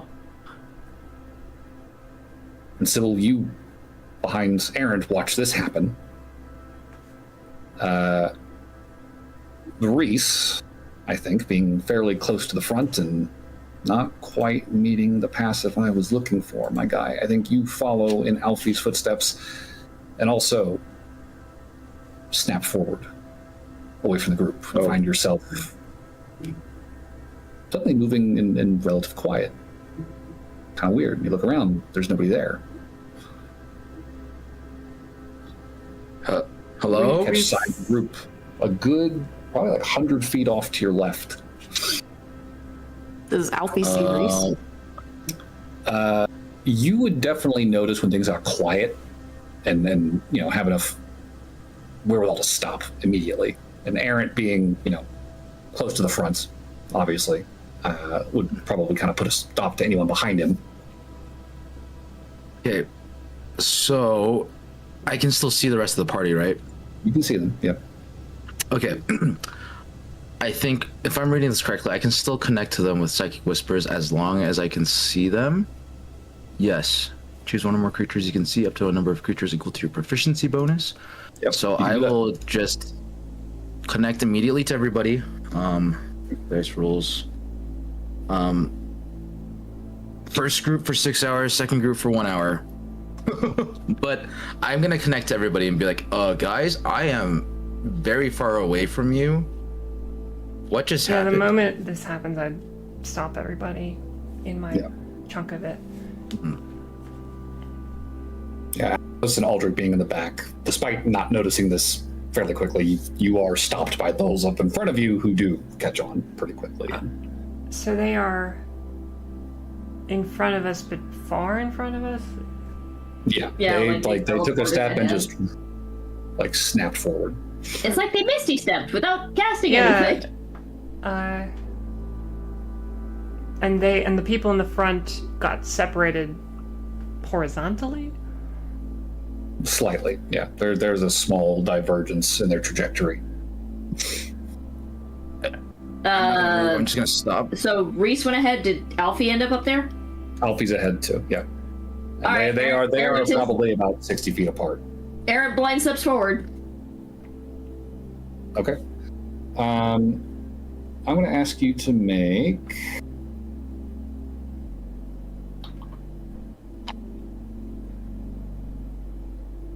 Make a dex check for me.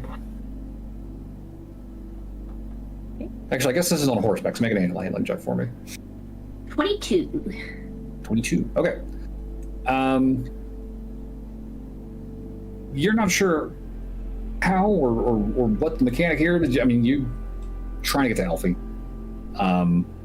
Take a tentative step forward with your horse and very quickly feel yourself kind of leaving the vicinity of Sybil directly behind you and stepping pretty much directly next to Alfie in a single stride. Okay. I mean, Were you really planning on not eating for like a month? No, but it worked. Yeah, that feels right. I guess this is very... Reese is gonna take a step towards the group too. Sorry, go ahead. Okay, yeah, give me an animal handling check. Animal handling? Yeah, you're on your horse, right? Yes. That was cocked. I'm gonna roll that again. Ooh, 9. 9. Okay. Let's see.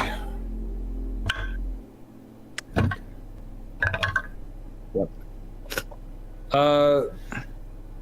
So you try to take a step back. You find yourself stepping forward, further than a single step should carry you, but definitely nowhere near close to the rest of the party. You undershoot.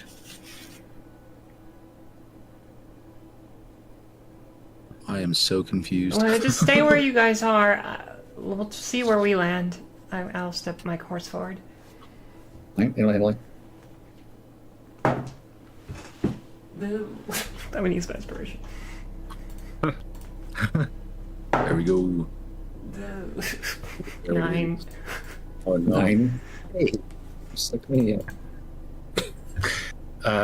You shoot past them by about 30 feet. Oh! I guess it worked. Do we see any signs of civilization? Or is it just the trees? You see the trees up ahead, and all you see, like across the horizon, are these tall, probably like redwood type, coniferous trees rising up out of the mist.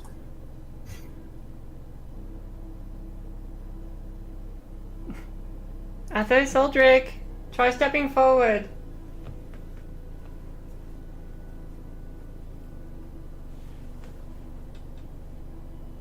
No, I hate this plane. Did I actually get untied for the horse? Yes. Yes. Okay. Oh yeah. Once you're free of the charm status, yes. Okay. Then I will take a step forward. All right, give me an animal handling check. Oh, fantastic. Another one of those. You got it. You get Come off your on, horse, coffee that's can fine. do it. We believe in coffee. Oh my god. I rolled an 18 and -4, so Hey. 14. You're not sure how you did it, but you take a measured stride on your steed and find yourself ride up right next to Aaron and Alfie. Yay! It worked. Shall I then? Do it. Yes. Animal handling. I don't have my inspiration. That's a nat Oh, one. no. Oof. Oh no. I hope he takes one step forward and it just goes one step forward just because that would be so fun.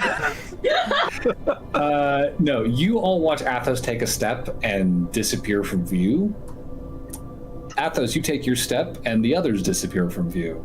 And you Oh, no. are seemingly alone on this plane. Oh no. You can see the distant, barren trees of the marsh behind you. You can see the tall, towering pines in the mists ahead of you. But you've lost track of your party. Oh, well, that's just lovely. Are we still connected? Because Reese will have seen him disappear and be like trying to talk to Athos. Athos, you still there? Athos, hello? Is there a limit on distance? 1 mile? I believe so. You are still connected. Okay. Athos, are you there? Hello? Yes. Athos? Hello. Hear us? Okay. Where did Okay, you so go? you're at least in a mile of us.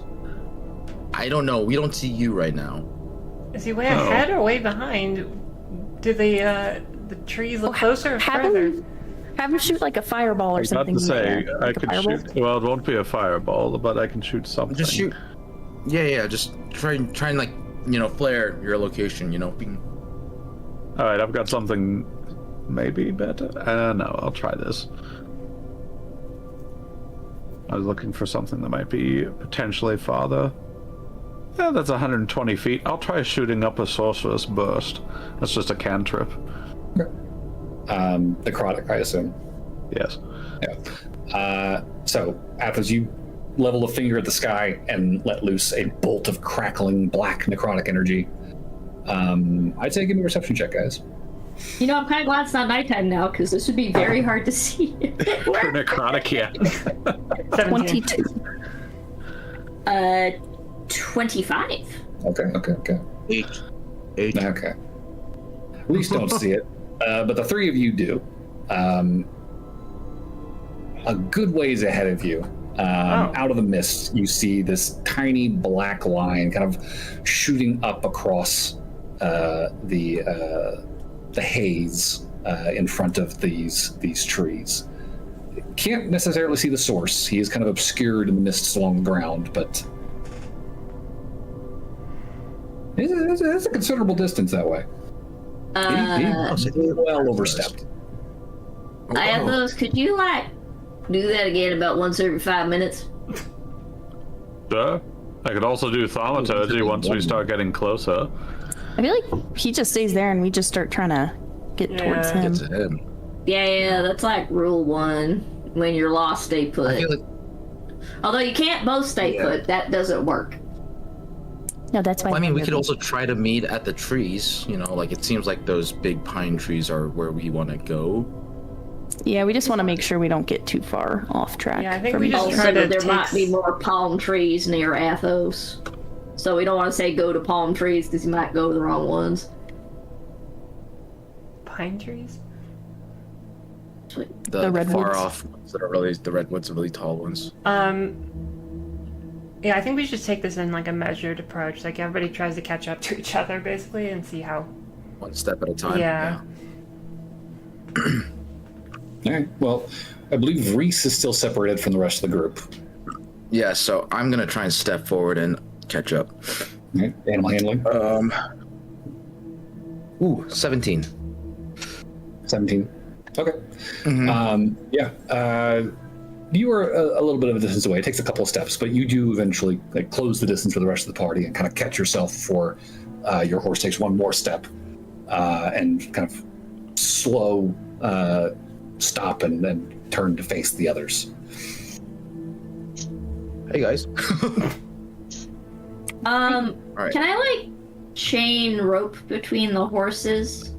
Oh, that's gonna be weird. No. Oh, that would be I don't bad. know. No, we're gonna kill the horses on accident. No. Just teleporting them over. Yeah, I don't think that's a good idea. No, sorry. I think we should. I don't know. I just assumed that it teleported in bulk. No, I don't think that's how that works. No. God, magic's fucking weird. That's how we accidentally kill a horse. Yes. No. We all moved together towards where Athos was. I didn't see where his. I didn't see where he was, but it sounds like you guys pretty did. Much straight ahead. Okay. All right, let's go that way then and try to catch up with him. Yeah, we'll move. 'Cause I can still hear him. Are we gonna have any more weird jumps like that? Let's find out. I think we're gonna have weird jumps till we get to the trees. Yep. Let's find out. All right, yeah. Everyone give me another animal handling chart. Oh my fucking god. 16. 7. 7. 19.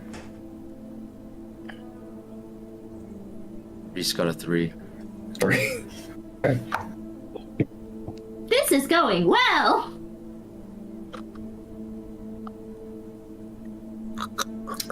Interesting. Okay, so It's not good. 7 to 3, 17, 19, and 16. We're gonna 6. a 6. Okay, so I got for Aldrich.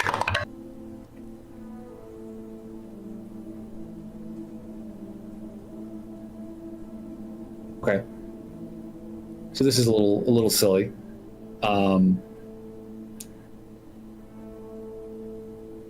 As Sybil and Errant begin taking their horses as deliberately, as carefully as they can, trying to navigate the bizarre warping space of this plane, Reese and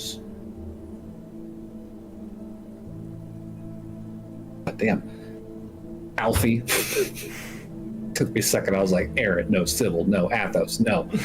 Oh, the other one. Alfie and Aldrich, Reese, Alfie, and Aldrich, scatter from your presence almost immediately. Oh. You guys are like stepping alone and lose track of both each other and Sybil and Errant. The two of you, taking your steps forward, trying to find Athos, do begin to see him in the distance. And again, he like kind of snaps closer and closer and closer with each step.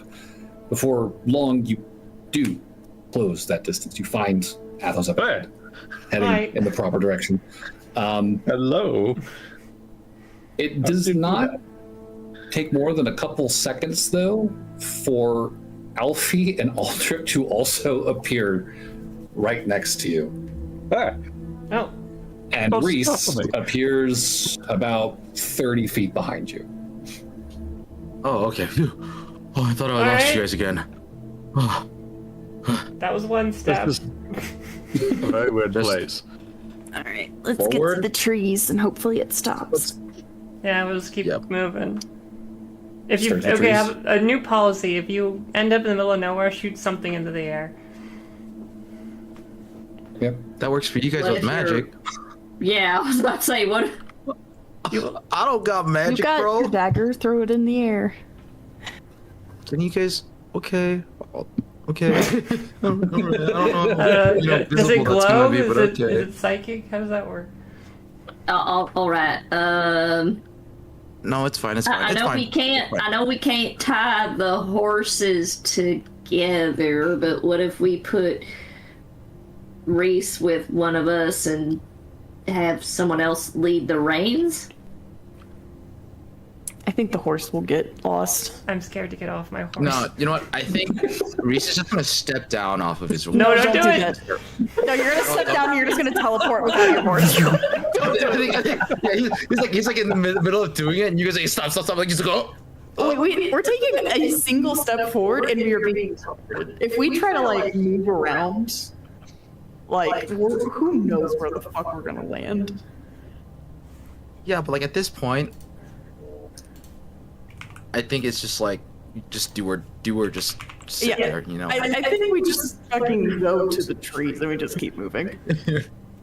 So because it's got to stop at some point. Like it's not gonna have us Yeah. teleporting through the trees, you know. Yeah, so I think Reese like is kind of just annoyed. yeah, I think the trees is like you can't teleport through the trees because what if you teleport into one or something? Yeah, Yeah, let's. Yeah. All right, we'll keep moving. Okay. we'll keep moving and then once we get to the tree line stop. Okay, so everyone's riding for the trees then. That's the idea. Essentially. Okay. Oh no. Everyone give me an animal handling check. Let's try not to roll Can you that get one again, zero? please, Because I guys. rolled a nat one. I rolled a nat one. Oof. I got a Yeah. 19. Hey, good job, Athos. 7 I from got a 12. 12. I need a okay. dice jail, guys. I need a dice jail. 8. Alfie, what'd you get? You are going into this 14. dice box. 14. Dice Okay. jail, you get- So once more, Athos and Alfie are going to succeed. The rest of you, starting with Errant. Okay. Then Reese. Sybil. And Aldrich. Okay. So, everyone begins to ride forward. Athos, Alfie, I mean, you guys kind of quickly leave the rest of the party behind you and find yourselves crossing this plain in the course of like a minute, maybe? Minute and a half? It's quick, because you are crossing vast distance with each step. You find the ground kind of rushing by underneath you, the scrub plants whizzing past on either side. And before long, find yourself taking normal, even steps under the boughs of the trees along the edge of this wood.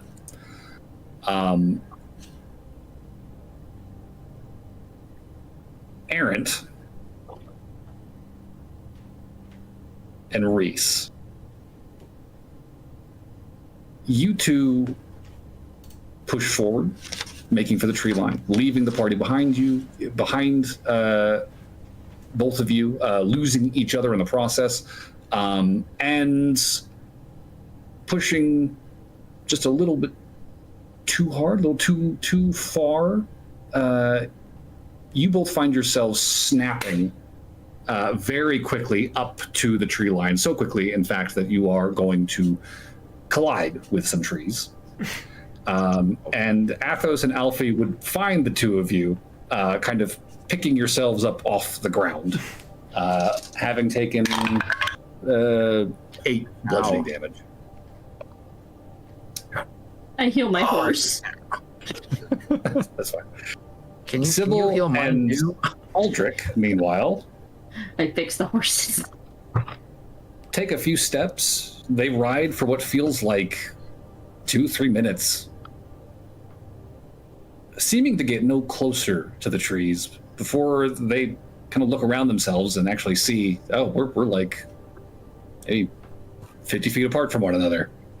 Where's everybody else? Keep going. Give me another animal handling check, you two. Going. 22. I mean, I think eventually you're just gonna reach. You're gonna reach it. It's They'll just reach a it, question they'll of if you hit the trees or not. -3. Ooh! Goodness. Aldrich Really is dying. like Sybil reaches the rest of y'all after a few more minutes, kind of just stepping in and then coming to a relatively safe stop. Don't worry, No Aldrich's collisions. right behind. Aldrich's horse is doing the moonwalk. Aldrich, you are riding as hard as you can, and you are getting like no closer to these trees. It's just like the same 6 feet. Give me one more animal handling check, man. Looks like a glitching pattern from the outside. It's like he's lagging, and he's just running animation in place. Aldrich's got low ping. 7. So It's a higher ping. there we go. Suddenly, you guys hear a boom as Aldrich falls off of his horse after being clotheslined by a branch. You're going to take 5 damage, Aldrich. Okay. What? It seems like we're walking normally now. Yeah, moving around at the edge of the forest here, space seems to be behaving properly. You are able to step normally. You are able to kind of rejoin the others. And here, at the edge of the woods,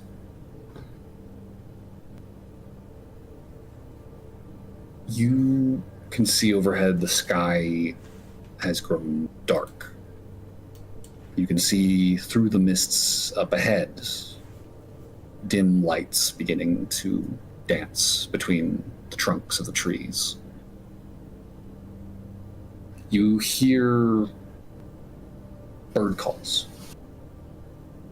Strange, alien songs, but birds, certainly.